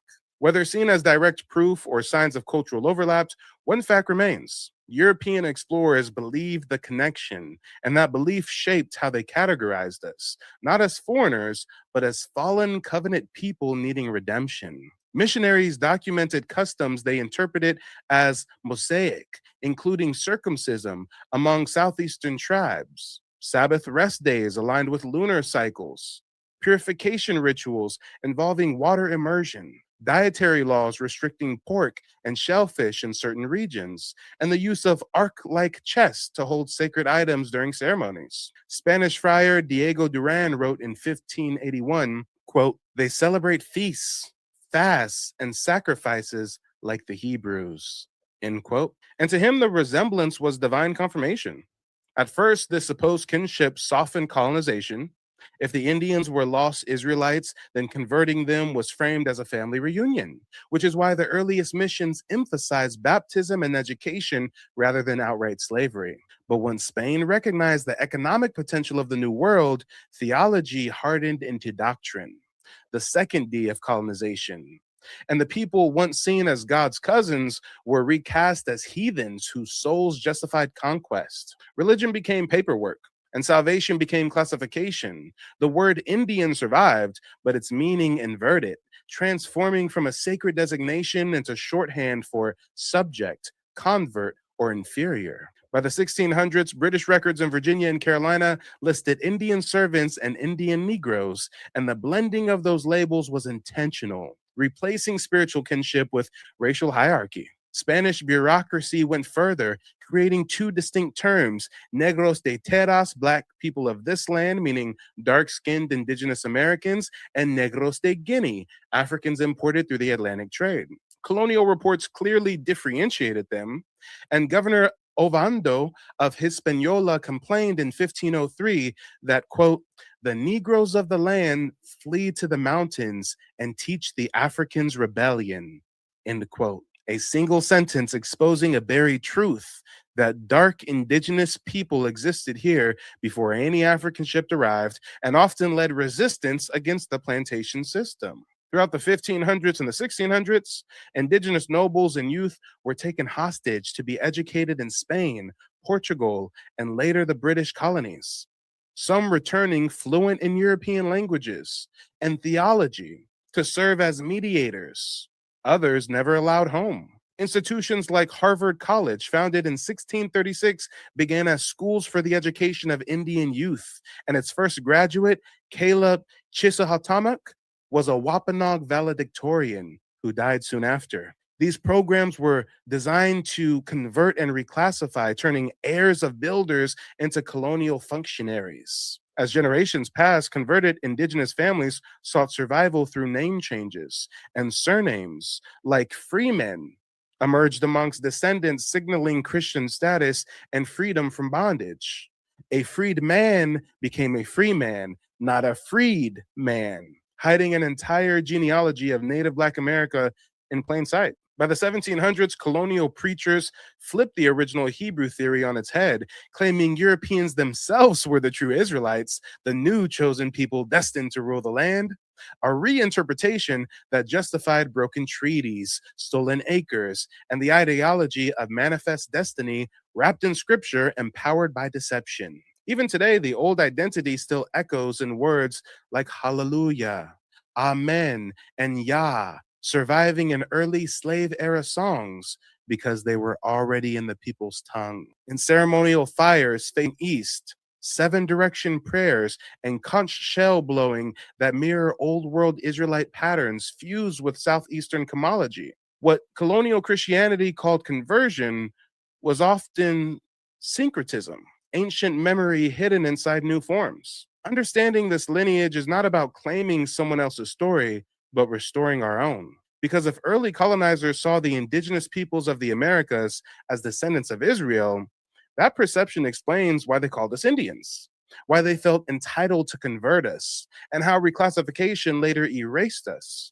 The myth of error hides a truth of recognition. They did not mistake us for Indians of the East. They recognized us as people of God in the West. So the word Indian is not a mistake, but a memorial, a fragment of a time when even the conquerors glimpsed the sacred in us before burying it under doctrine and law. Come on, y'all, let's talk about it. Let's talk about it. That's just one video module. I've got 3.5 hours of video material within this course. Come on. There's never been a course on our hidden indigenous heritage and the paper genocide, racial reclassification, so I had to make one. Just like there's never been a book written before highlighting the paper genocide that our ancestors fell victim to century by century by century, tracking it from 1492 to 2025. So I had to write one. Let's talk about it. Who's going to do it if not us? Now, we're going to go ahead and open up the phone lines again.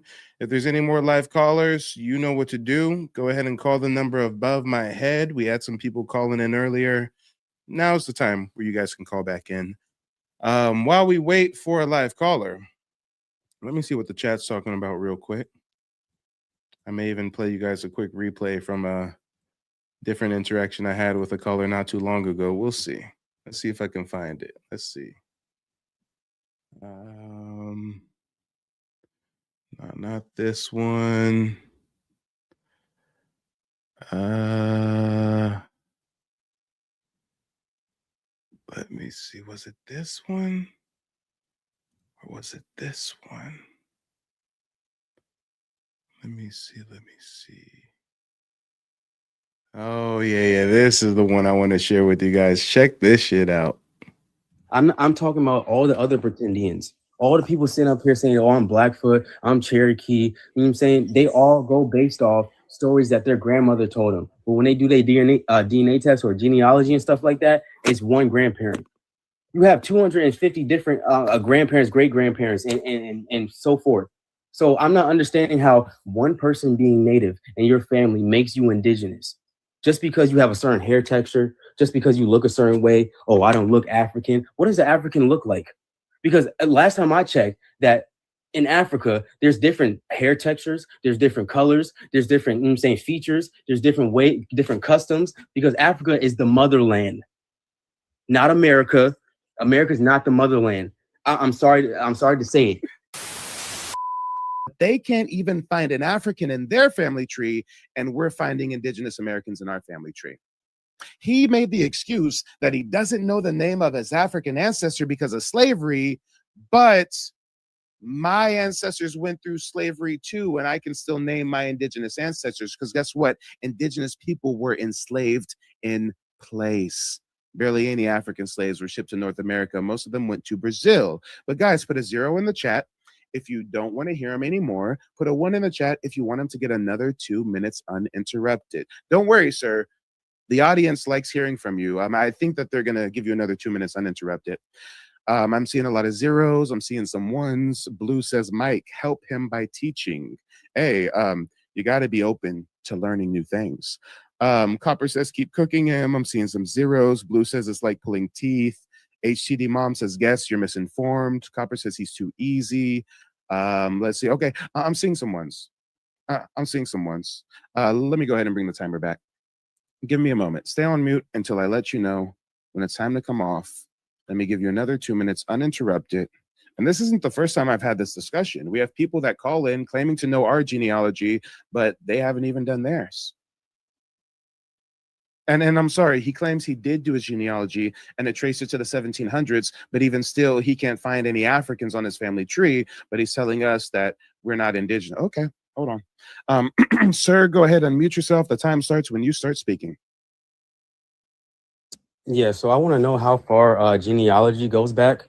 If it doesn't go back past the 1400s, so I don't want to hear. I don't want to hear anything about genealogy. If you can't tell me who your ancestors were from the 1400s and back then, if you can't tell me your evolutionary story or your theory or whatever you know what I'm saying was going on with you guys, if you guys can't tell me, like, you can't put that together, it doesn't make any sense. It only goes back so far. It only goes back to the, you know what I'm saying, the 1400s at the furthest. So for you to sit here and be like, oh, I'm indigenous, and you have no idea of like what was going on before that, you can't tell me your ancestor, you can't tell me a story, you can't tell me your language, you can't tell me your customs, you can't tell me how you came about, you can't tell me where you guys first started out, you can't tell me you're my. All right, guys, let's pause the replay. We got somebody trying to call in live. I hope this is good because that was a damn good replay. Let me see who this is. Call from Ken. to accept. Ken, let us know where you're calling in from and what's on your mind. Atlanta, originally from Brooklyn. I just think these people By way find it of? hard to wrap new information around. Hold on, their head. Ken. Hold on, Ken. Because- Time out. You're moving a little fast. You said Brooklyn or what? Yeah, I'm from Brooklyn. I live in Atlanta. Okay. And do you descend from American Indians or do you descend from migrants from another country actually, or? No. But I got a grandfather from Jamaica, but the rest of my family's from like on my father's side is Bowman, South Carolina, or Florida. Okay. On my mother's side, and Alabama. So, but what I'm saying is you've been taught so much information that's wrong. By the time you see the real stuff, you can't wrap your head around it because you've been so inundated by false information, right? And so just like they're coming to understand that Egypt was here in America, very few people can wrap that around their heads. you know, and that's the problem. It's like new information is like hard to digest because you grew up on a lie, you know. And I think that when you see the DOS rolls and you see Virginia doing things, you're not gonna. It's like taking the Bible and taking it word for word instead of cross-referencing it with other information to prove that it's what it is. You know what I mean? Yep. And I just think, especially Black people, we've been thrown so much shit that we don't know who we are, and we'll accept, oh, I'm from Africa. Well, yeah, we crossed Africa when the Atlantic Ocean was a river. Okay, so yeah, we've been here that long, but they can't get that out of their head, and it takes a lot for them to digest new information, which really pisses me off.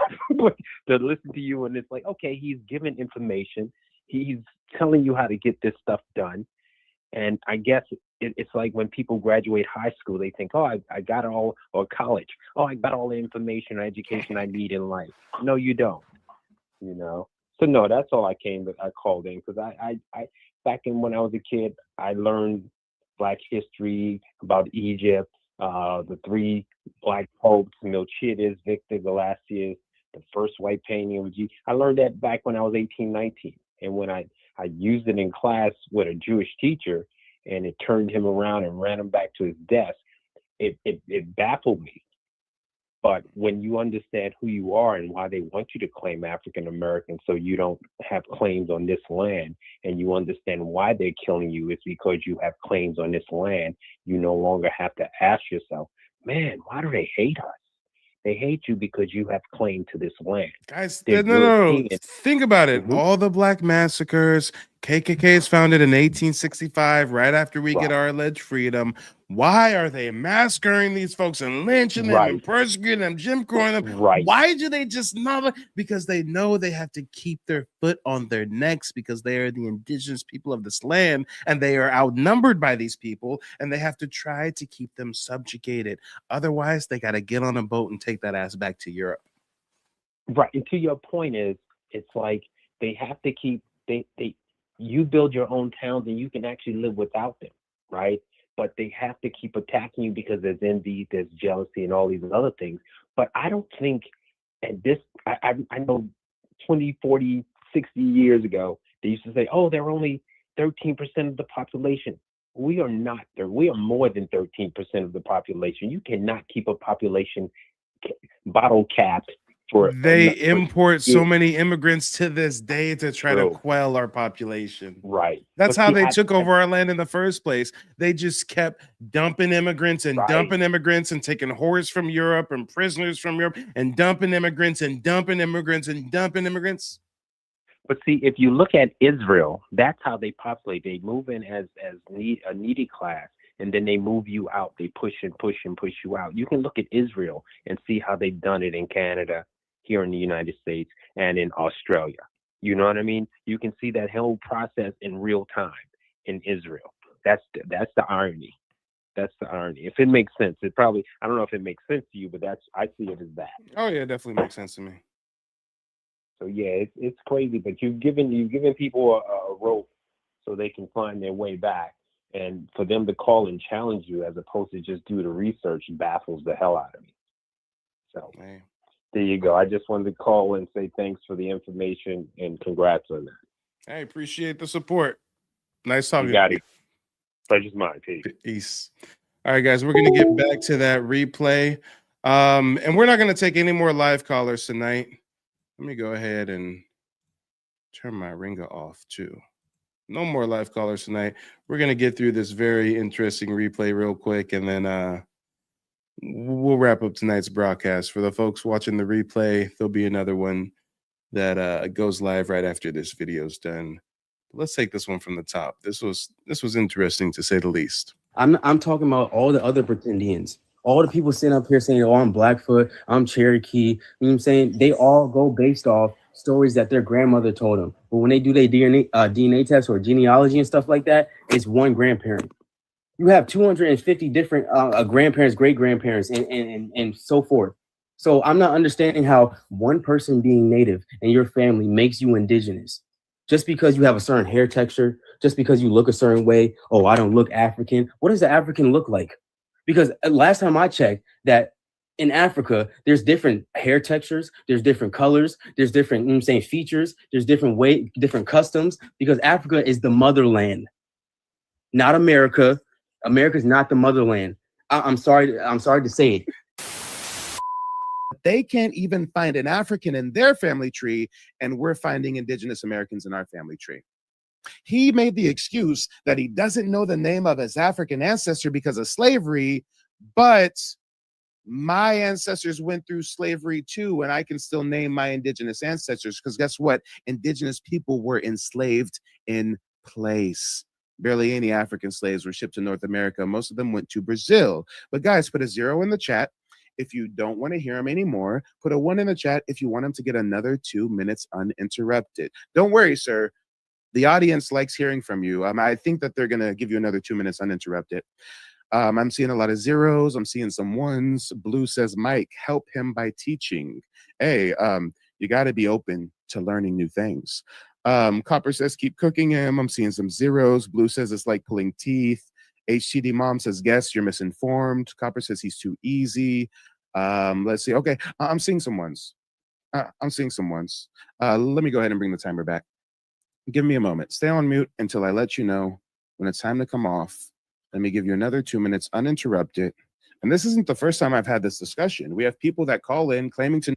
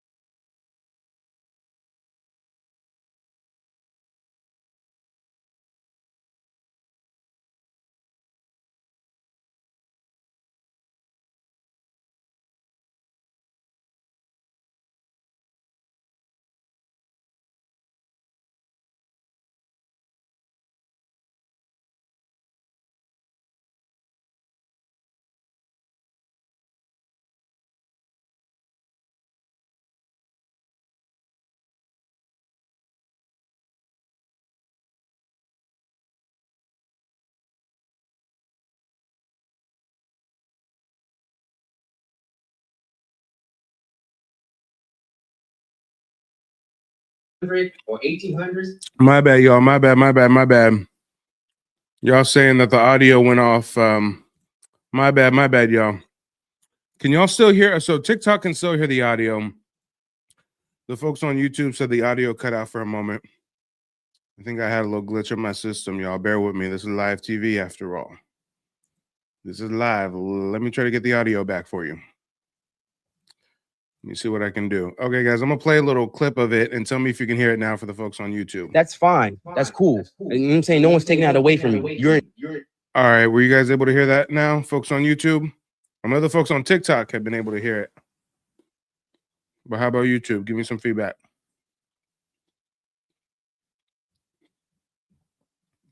Come on, YouTube. Where you at? Where you at? Can the folks on YouTube hear it? Okay, now you guys can hear it. All right, let me rewind it a little bit to where his yo, hey, man is up here crashing the fuck out. I put on a timer and I let these fools crash the fuck out. Watch this shit. This shit is crazy. He wants us to tell him family stories from 400 years ago. Check it. Back. If it doesn't go back past the 1400s, so I don't want to hear anything about That's that we're not. So I want to know how far genealogy goes back. If it doesn't go back past the 1400s, so I don't want to hear anything about genealogy. If you can't tell me who your ancestors were from the 1400s and back then, if you can't tell me your evolutionary story or your theory or whatever you know what I'm saying was going on with you guys, if you guys can't tell me, like, you can't put that together, it doesn't make any sense. It only goes back so far. It only goes back to the, you know what I'm saying, the 1400s at the furthest. So for you to sit here and be like, oh, I'm indigenous, and you have no idea of like what was going on before that, you can't tell me your ancestry, you can't tell me a story, you can't tell me your language, you can't tell me your customs, you can't tell me how you came about, you can't tell me where you guys first started out, you can't tell me your migration patterns, you can't tell me none of that. It makes no sense. So for you to sit here and be like, oh, I'm indigenous, yeah, you can tell me your ancestor from what, 1700 or 1800s. That's fine. That's cool. You know what I'm saying? No one's taking that away from you. You're indigenous. That's your story. But go back further. Tell me a story from, you know what I'm saying, the 1300s. Tell me something about that. I don't want to hear nothing about the 1700s no more. I want to hear your stories from back then. I want to hear your customs. I want to hear how you came about. Because this whole thing that's going on right now, bro, you guys are only going back so far. It's bullshit.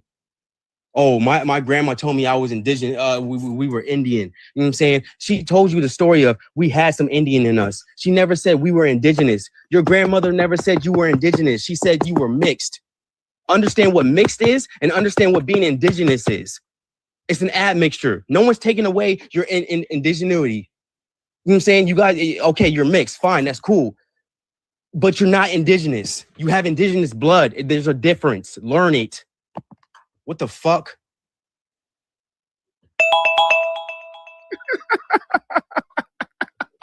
Let me go ahead and put you on mute. Make sure to stay on mute until it's your turn to speak. Talk about a crash out. Let's restate his claims. He says genealogy only goes far, or excuse me, he says genealogy only goes back so far. True.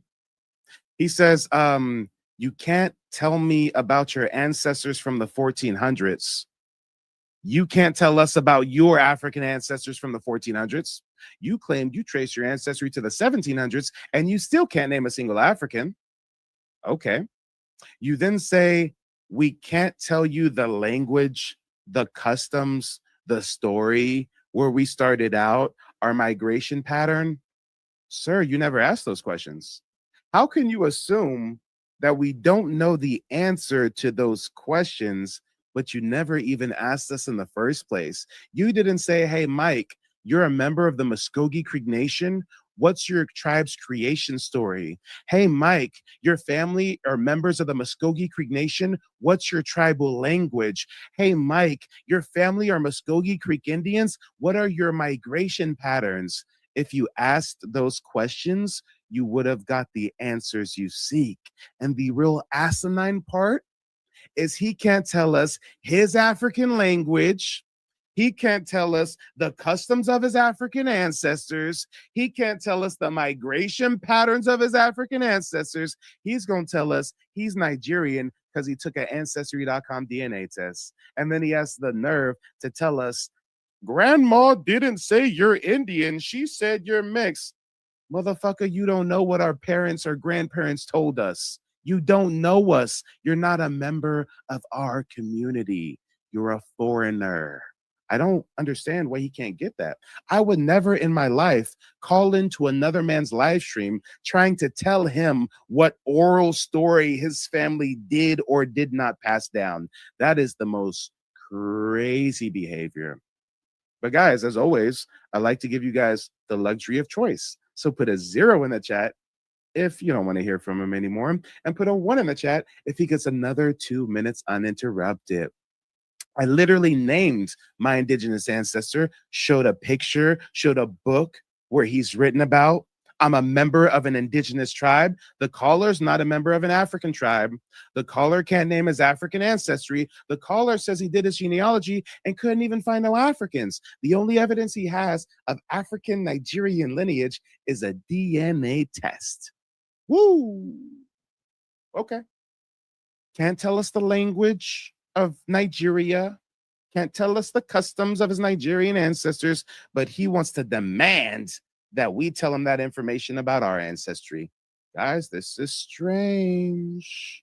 I'm seeing a lot of zeros this time. I think people are really growing impatient with you. I'm seeing a lot of zeros. I'm seeing some ones, though. They said, let him crash out. Some people are saying he can kick rocks. Someone says, let him get it all out. Yeah, you know what? Again, I'm going to cater to the minority. There's a few people putting ones in the chat. So let's give you another 2 minutes. Sir, unmute yourself. The time starts when you start talking. Bro, that's your story. I'm talking about all the other pretendians. All the people sitting up here saying, "Oh, I'm Blackfoot, I'm Cherokee." You know what I'm saying? They all go based off stories that their grandmother told them. But when they do their DNA test or genealogy and stuff like that, it's one grandparent. You have 250 different. Oh, come on. They hating on your boy.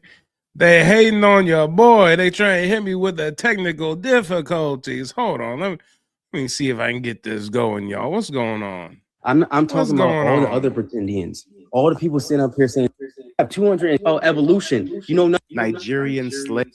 He then is dirty. Oh, the knowledge of kids that drop out of high school. knowledge. There's a few people putting ones in the chat. So let's give you another 2 minutes. Sir, unmute yourself. The time starts when you start talking. Bro, that's your story. I'm talking about all the other pretendians. All the people sitting up here saying, "Oh, I'm Blackfoot, I'm Cherokee." You know what I'm saying? They all go based off stories that their grandmother told them. But when they do their DNA test or genealogy and stuff like that, it's one grandparent. You have 250 different grandparents, great grandparents, and so forth. So I'm not understanding how one person being native and your family makes you indigenous. Just because you have a certain hair texture, just because you look a certain way, oh, I don't look African. What does the African look like? Because last time I checked, that in Africa, there's different hair textures, there's different colors, there's different, you know what I'm saying, features, there's different different customs, because Africa is the motherland, not America. America's not the motherland.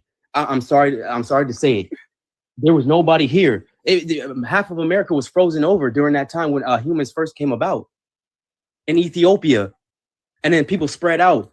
You guys know nothing about evolution. You know nothing about that. Your history, your understanding of human history is rudimentary. You guys have the knowledge of a kid. You sit here and don't understand that people, you know what I'm saying, adapt to their climates, and people, you know what I'm saying, migrate, and people and different stuff like that. You have no idea what's really, you know what I'm saying. It's very sad, bro. A lot of these people, a lot of these pretendians are high school dropouts. They see a picture and it looks like them, and they're like, "Oh, that's me." Oh, you know what I'm saying, I have an identity crisis. Oh, you know what I'm saying, I ain't no African, because all their life, America has told them Africa's dirty. Oh, for 25 cents a day, you can feed an African. Oh, Africa, you know what I'm saying, has dirty water. African that has no resources. But America goes over there and takes all their resources, you know what I'm saying, stages coups over there, destabilizes countries. Anytime they try to get, you know what I'm saying, together and some type of unity, America's like, nah. Fuck all that. We want to come over there and take. All right, stay on mute until it's your turn to speak again. Whew, y'all just really like watching a train wreck, I guess. So it's interesting. He says, "Okay, cool, you're indigenous. That's your story." Guess what? You claim to descend from Nigerian slaves captured by their fellow Nigerians and sold to Europeans for trinkets. That's your story. That's not our story. When I prove my indigenous heritage, he claims that's just my story. But he took a DNA test saying he comes from a Nigerian slave, and he wants to ascribe that to all of us. That makes no sense. He then says people are saying they're Blackfoot and they're Cherokee, and they're going off of stories that their family told them. You don't know how people are reaching the conclusion that they're Blackfoot or Cherokee. You don't know what research they've done. You don't know if it's solely oral tradition. You don't know if they have tribal citizenship with those nations. You don't know what you're talking about, but you're so emotionally invested in us and what we identify as, which is why the prompt tonight was Africans have the biggest identity crisis. Because here you are, an African with a huge identity crisis. He then says that Africa's the motherland. If Africa's the motherland, why aren't you there? If Africa's the motherland, why are you in my ancestral homeland? If Africa's the motherland, why don't you move from Virginia to a country in Africa? Because if I thought that some other place in the Eastern Hemisphere was the motherland, oh my God, I'd be running over there as fast as I can. Who wouldn't want to be in their motherland? And then he says that we have the knowledge of kids that drop out of high school or something. I mean, he's just clearly emotional. I don't understand why he's so emotional. I don't understand why at what, midnight, he would want to call in trying to convince strangers that they descend from Africans because he took a DNA test that says he's Nigerian. When I prove my indigenous heritage, oh, you guys are mixed. That's just your story. But when he claims he's Nigerian, he has to force feed that on everybody around him. Why? Because he has an identity crisis. Guess what? There are some of us who also have African admixture. They call themselves Afro-Indigenous. They have no issue with identifying with their indigenous lineage and their African lineage. But guess what? You're not talking to one of those people. And honestly, guys, I think he's lying. I don't think he's traced his maternal and paternal line to the 1700s. I think he was just pulling shit out of his ass. But either way, what we're going to do is once again, let the audience vote on your fate. 0 in the chat if you don't want to hear from him anymore. Some people are already saying drop him. Hell, 1 in the chat if you want to give him another 2 minutes. So far, he's not giving us any sources, no evidence. He's just giving us his personal feelings and his personal opinion. Okay, I got it. He can't name his African ancestor. The only reason that he even has the country of Nigeria is because he's claiming a DNA test told him that. And guess what? You're being disingenuous because your DNA test didn't say you're 100% Nigerian. It said you were 10% Nigerian, 20% Ghanaian, 30% Sierra Leonean. Let's call it what it is. Your DNA test gave you ranges and estimates about where they think your heritage may be from. And you know what your DNA test didn't do? It didn't link you to blood relatives on the continent of Africa. If we all descend from West African slaves, then when we do DNA tests, it would link us to blood relatives in Africa. A 5th cousin, a 7th cousin, a 8th cousin, twice removed or some shit. But you telling me that we should just discount the oral tradition of our ancestors? We should discount our family's genealogy. We should discount all that because some stranger wants to call in and tell us he did a DNA test, so we're all African just like him. Okay, all right. Aquila says, let his slow, dumb ass go.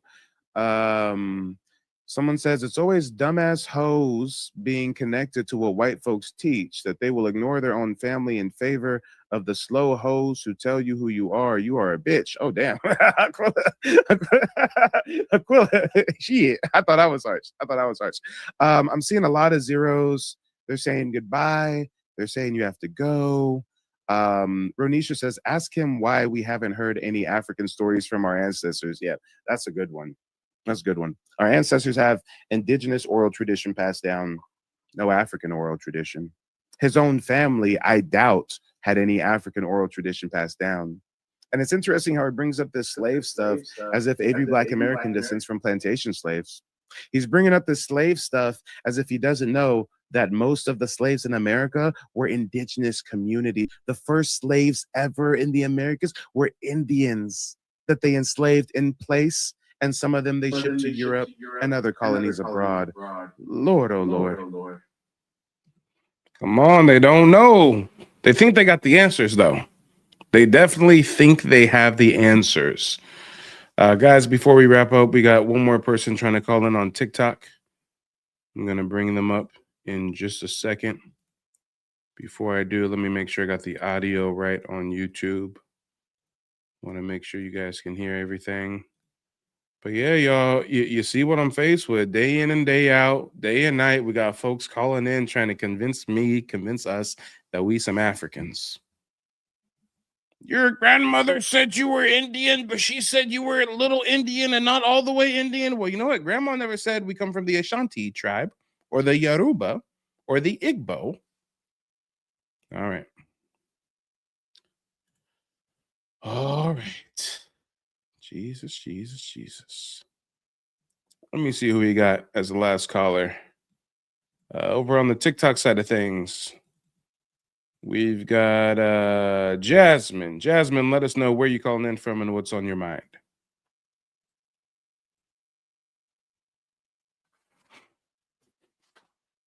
Hey, how you doing? I'm doing well. Thanks for asking. That's good. I just wish most of our people can educate themselves so they'll know that we didn't come from no fucking Africa. That's really getting on my fucking nerves. They so attached to a fucking continent that don't give a fuck about us or our people. Well, hold on, They so attached. time. First question is where you calling in from. Then you can let us know what's on your mind. I'm calling in from TikTok. Oh my gosh, no, like what part of the country? Come on, you don't have to tell us your address, but come on. I'm in the USA, America. Oh my gosh, East North Coast, Carolina. West Coast. Okay, East Carolinas. Coast. The thing, Yeah, East North Coast, Carolina. Carolina. Sorry, Yeah. you've got the floor. Go ahead. Go Yeah. ahead.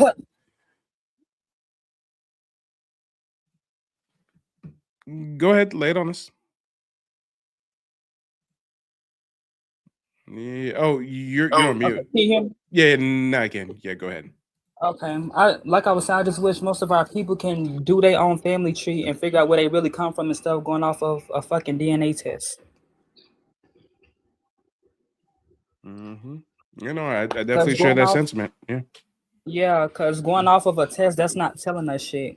Build your own tree, cause when you build your own tree, that's how you know and figure out who you really are. Instead of going off of a fake test and shit. Like and the grandparents that told us that shit, they don't be lying about that shit. For real. Cause I done did my own little family tree. They was actually telling the truth. My people came from the Cartiana tribe of Brazil, all over the Central America, the Caribbeans, all over everywhere. I never see no fucking African in my shit. Hey, a lot of us do have ancestors that were enslaved. Doesn't mean they came from Africa, though. Right. And like I said to this other person, some of us might be mixed with African because they fucked some of us, but all of us ain't mixed with that shit. Even if some of us do got a little bit of African in us, we still American Indian people. Because majority of our DNA is indigenous to this land. And the Americas is the motherland, the land of milk and honey, the American soil. Africa is not the fucking motherland. And you ain't seen now if Americans do go to Africa, we visit, we don't live there. You notice all these fucking foreigners coming over here, the Africans coming over here to live, the Chinese, all the Middle Eastern, Indian, all of them coming over here to live. What does that tell you? We got everything that they got, that they want, my bad, that they want. So they come over here, and not only that, the Africans come over here and they living off of our fucking money. They take our money back to their country so they can build and have rich shit over there. If it wasn't for us, they'd still be fucking. It's a beautiful country, but they still be fucking fucked up. They wouldn't be having all them big, nice buildings over there in Africa and shit if it wasn't for us. They got that shit over there because they taking our fucking money. They scamming their way over here, actually. Taking our fucking shit and they taking it to fucking Africa. Those some scamming, especially them fucking Nigerians, they scam their way over here a lot. Yeah, no, I feel And you. that's just the fucking facts. Yeah, I feel you. And real quick, before you finish your remarks, Jay the Traveler over on TikTok says, is there a DVD on how they reclassified our people? No DVD, but I do have a book called Reclassified, 5 Centuries of Paper Genocide. You can purchase that ebook through my website, nativeblack.ancestry.com. I also just launched the Hidden Heritage course, which is 3.5 hours of video modules. So, shit, I'd say that course is even better than a DVD. That's a 3.5 hour digital video archive about the racial reclassification right there. So definitely check out nativeblack.ancestry.com. But yeah, Jasmine, I'm definitely picking up what you're putting down. Go ahead, keep going. Yeah, and the man that came up here trying to debate and trying to educate you like you don't know what you talk about, that kind of rubbed me the wrong fucking way. That's what you call a Pan-African. Them Pan-Africans try to correct us like we fucking dumb and slow, like we don't know what the fuck we talking about after we done did research on our fucking family. Who are y'all to tell somebody where the fuck they came from, and who the fuck are y'all to tell somebody what the fuck they're not? You ain't did no research for me, nigga. So who are you to tell me like what? I don't like that shit. Hey, That's like me telling you like what the fuck? over on TikTok, Bria said, everybody trying to tell us who we are is like we under surveillance. I mean, we're always under the microscope, right, guys? They always got to see what our latest slang is and our latest dance and our latest fashion trend. And everybody's jocking us. It's a weird obsession. Right. And you got the Africans who's upset about it. You African. No, the fuck I'm not. Y'all want us to be y'all. That's the fucking problem. We not African. We not. Hey, We don't even look like the motherfuckers. I'm the only one who's quantified it this way. Mm-hmm. The reason why Africans are so obsessed with us delineating, guys, you can go ahead, you can quote me, you can cite me as a source right this. I am the only one who have put this in a quantifiable phrase that is so easy to understand. Peep this, peep this. The reason why the Africans are so upset is because the only thing that they have ever had going for themselves is their alleged kinship to us. Mm-hmm. Somehow they think that they're like related to us and it gives them a source of pride and inspiration. Them Africans flee to Europe and they in Britain right now calling themselves Black Brits. Instead of being a Nigerian migrant or a Ghanaian migrant, they call themselves Black Brits, trying to ride the coattails of our success and even using terminology that was used to racially reclassify us, but we flipped it, said, say it loud, we black and we proud, and now everybody want to be a nigga, but don't nobody want to be a nigga. Okay. Mm-hmm. That's crazy. I didn't know that. I didn't know there was one of Great Britain doing that shit. Look it up. If you go on YouTube right now and type in Black Brits, you got a bunch of African migrants in Europe calling themselves Black British. The fuck is a Black British? You're an African migrant in your colonizer's kingdom.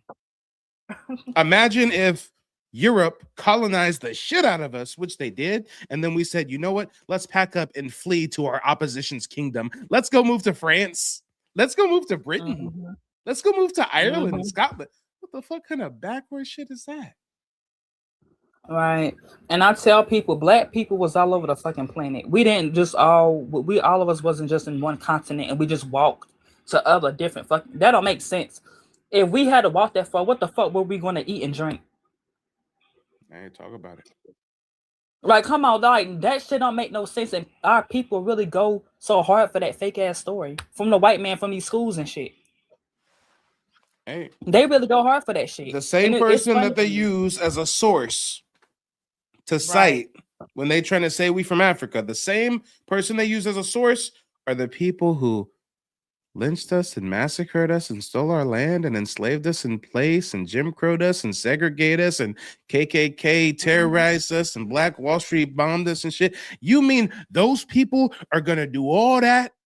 They gonna grape your mama, take out your daddy, steal your siblings, trade them as slaves, but they're gonna tell us the truth about where we come from. Mm-hmm. Okay. And they finding pyramids of us in America. The pyramids over here are way older than the ones in Africa. The real Egypt is Memphis, and the real Memphis is Egypt in Africa. They've been changing names to our states and countries and shit. Look it up, y'all. Louisiana State University has something called the LSU Campus Mounds. They have American Indian burial mounds on Louisiana State University campus that college kids are walking past every day, and those mounds are older than the pyramids in Egypt. They made like over 11,000 years ago. Yes.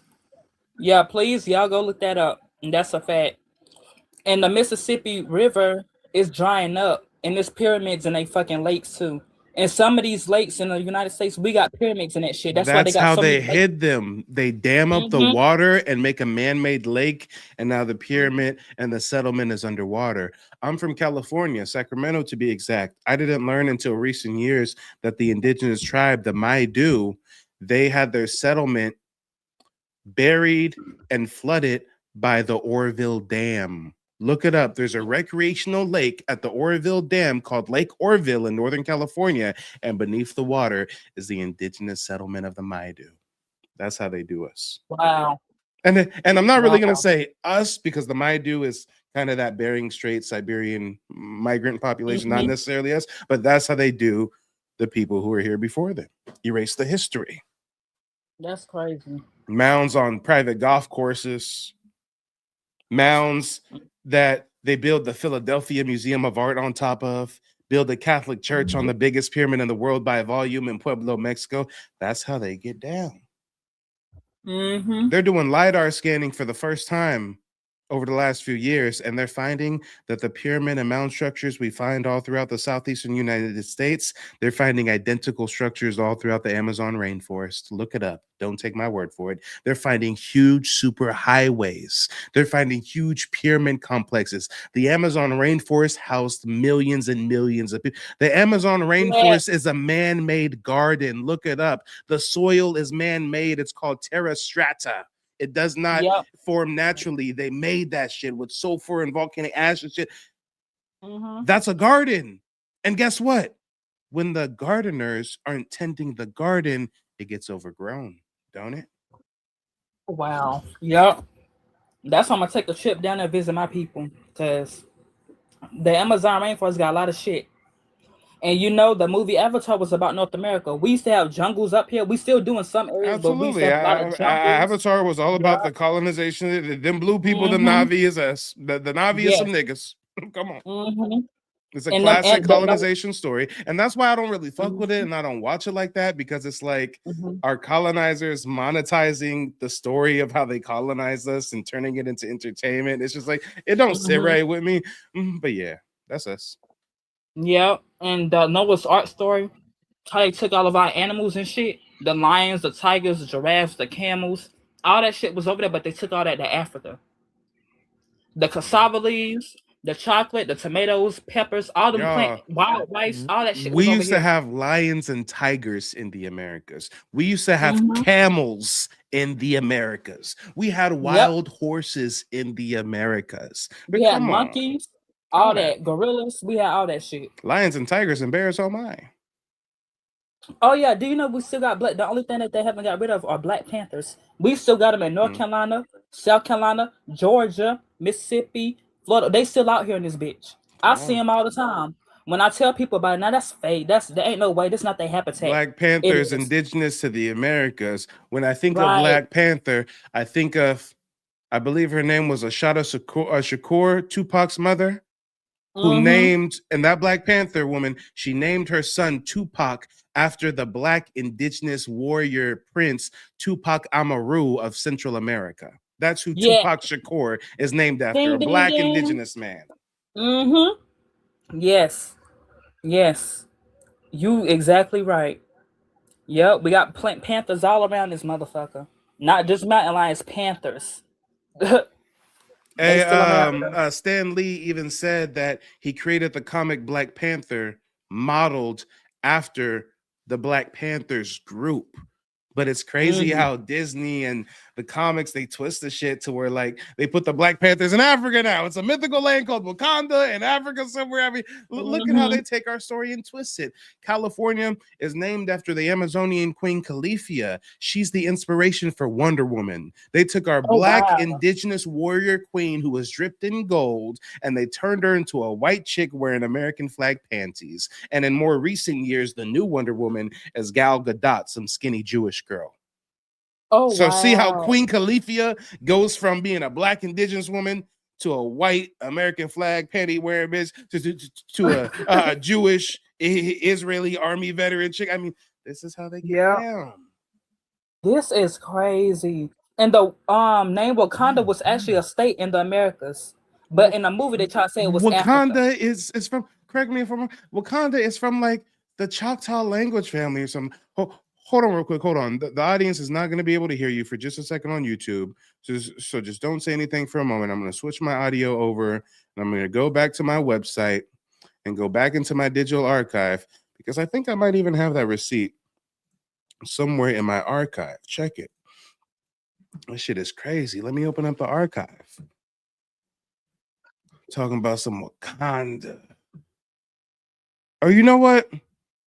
Wakanda definitely has indigenous American etymology, but I think the receipt that I'm gonna pull up right now, I don't think it was Wakanda, it was another word. But check out this word if I can find it. Oh, and look, there's the indigenous Americans rocking gold and gems in their teeth, just like we do to this day. You don't say. You don't say. Oh, talk about cultural continuity. Got gems all up in their teeth. All right. But what am I looking for here? It was a little. Oh, here we go. This isn't Wakanda, but you know what is crazy that comes from the Choctaw language? Kunta. So when they talk about your name is Kunta Kinte, well, that's crazy. That's a Choctaw language word. Kunta is a whistler or whistling. Matter of fact, if we talk about Kunta Kinte in the Roots movie, y'all don't know that Alex Haley successfully got sued and had to pay over $160,000 to the man who he plagiarized the Roots story from. And this is where it's going to get crazy. Pull out your tinfoil hats, please. The man that he plagiarized is a Jewish author called Harold Corlander. Alex Haley plagiarized a Jewish man's book called The African. A Jewish man wrote a book called The African about an African slave being shipped to South America, and Alex Haley plagiarized it and tried to front like it was his personal family story, and that means it's our family story too. But behind the scenes, Harold Corlander got that bread. He successfully sued Alex Haley for I think it was 160,000. I gotta look it up real quick. Real quick. Hold on. I'm gonna type in Alex Haley Roots lawsuit. I'm gonna fact check myself. I thought it was about 160,000. Let me see. In 1978, author Alex Haley was sued for plagiarism by Harold Corlander, Jewish man, who claimed substantial portions of Roots were copied from his 1967 novel, The African. The case ended in December 1978 settlement where Haley acknowledged using material from Corlander's work, paying him $650,000 and publicly apologizing. Guys, I was wrong. This is why you got to fact check yourself. He didn't pay him $160,000. He paid him $650,000. He must have plagiarized a significant portion of that Jewish man's book about an African being shipped to South America. And he got us thinking that that's our personal family fucking story. Look at this sick shit. Over $500,000 he paid to that Jewish man for stealing, for plagiarizing his story. That is so crazy. They call me the king of receipts. Let's talk about it. But hey, I gotta wrap up. Go ahead and leave us with some closing remarks. I know you and I could cook up all night. Right. Well, it was nice talking to you. It was nice that we talked about these things or whatever. Because you barely see stuff like that on TikTok. It'd be a bunch of Pan Africans on live and shit, try to convince people. Oh, and real quick, Copper and American Indian and TikTok says, and that book was fiction too. Yes, and the book Harold Corlander wrote is a work of fiction. It's not an autobiography. It's not in the nonfiction category. It's a work of fiction. Alex Haley stole a Jewish man's work of fiction and convinced our parents and grandparents that it was our personal family genealogical story. That is disgusting. That's crazy. And yes, Catnap Man, most Black Americans still don't know that history about Roots and how he paid $650,000. Just like most people hear about the Haitian Revolution and don't know that Haiti, 12 years after getting independence, paid trillions of dollars to France over 100 plus years as a national independence debt to state. They paid reparations to their fucking French colonizer. Y'all don't hear about that though. There's so many things that y'all just don't hear about. It's by design. That's crazy as hell. Come on. But hey, it was a pleasure talking to you. Shout out to the Carolinas. Don't hesitate to call in the future. I sure would not. Have a good night. Yep, you as well. Talk to you later. All right. All right. For the folks watching on the replay, another live stream is going to start in just a moment. For the folks watching live, I'm up out of here. We've been going for a few hours now. Did a broadcast earlier today as well. Stay vigilant. Don't let foreigners dictate heritage to us. Our ancestors had no reason to lie about being Indian. They wasn't getting no extra food stamps or no tangible benefits from lying about being Indian.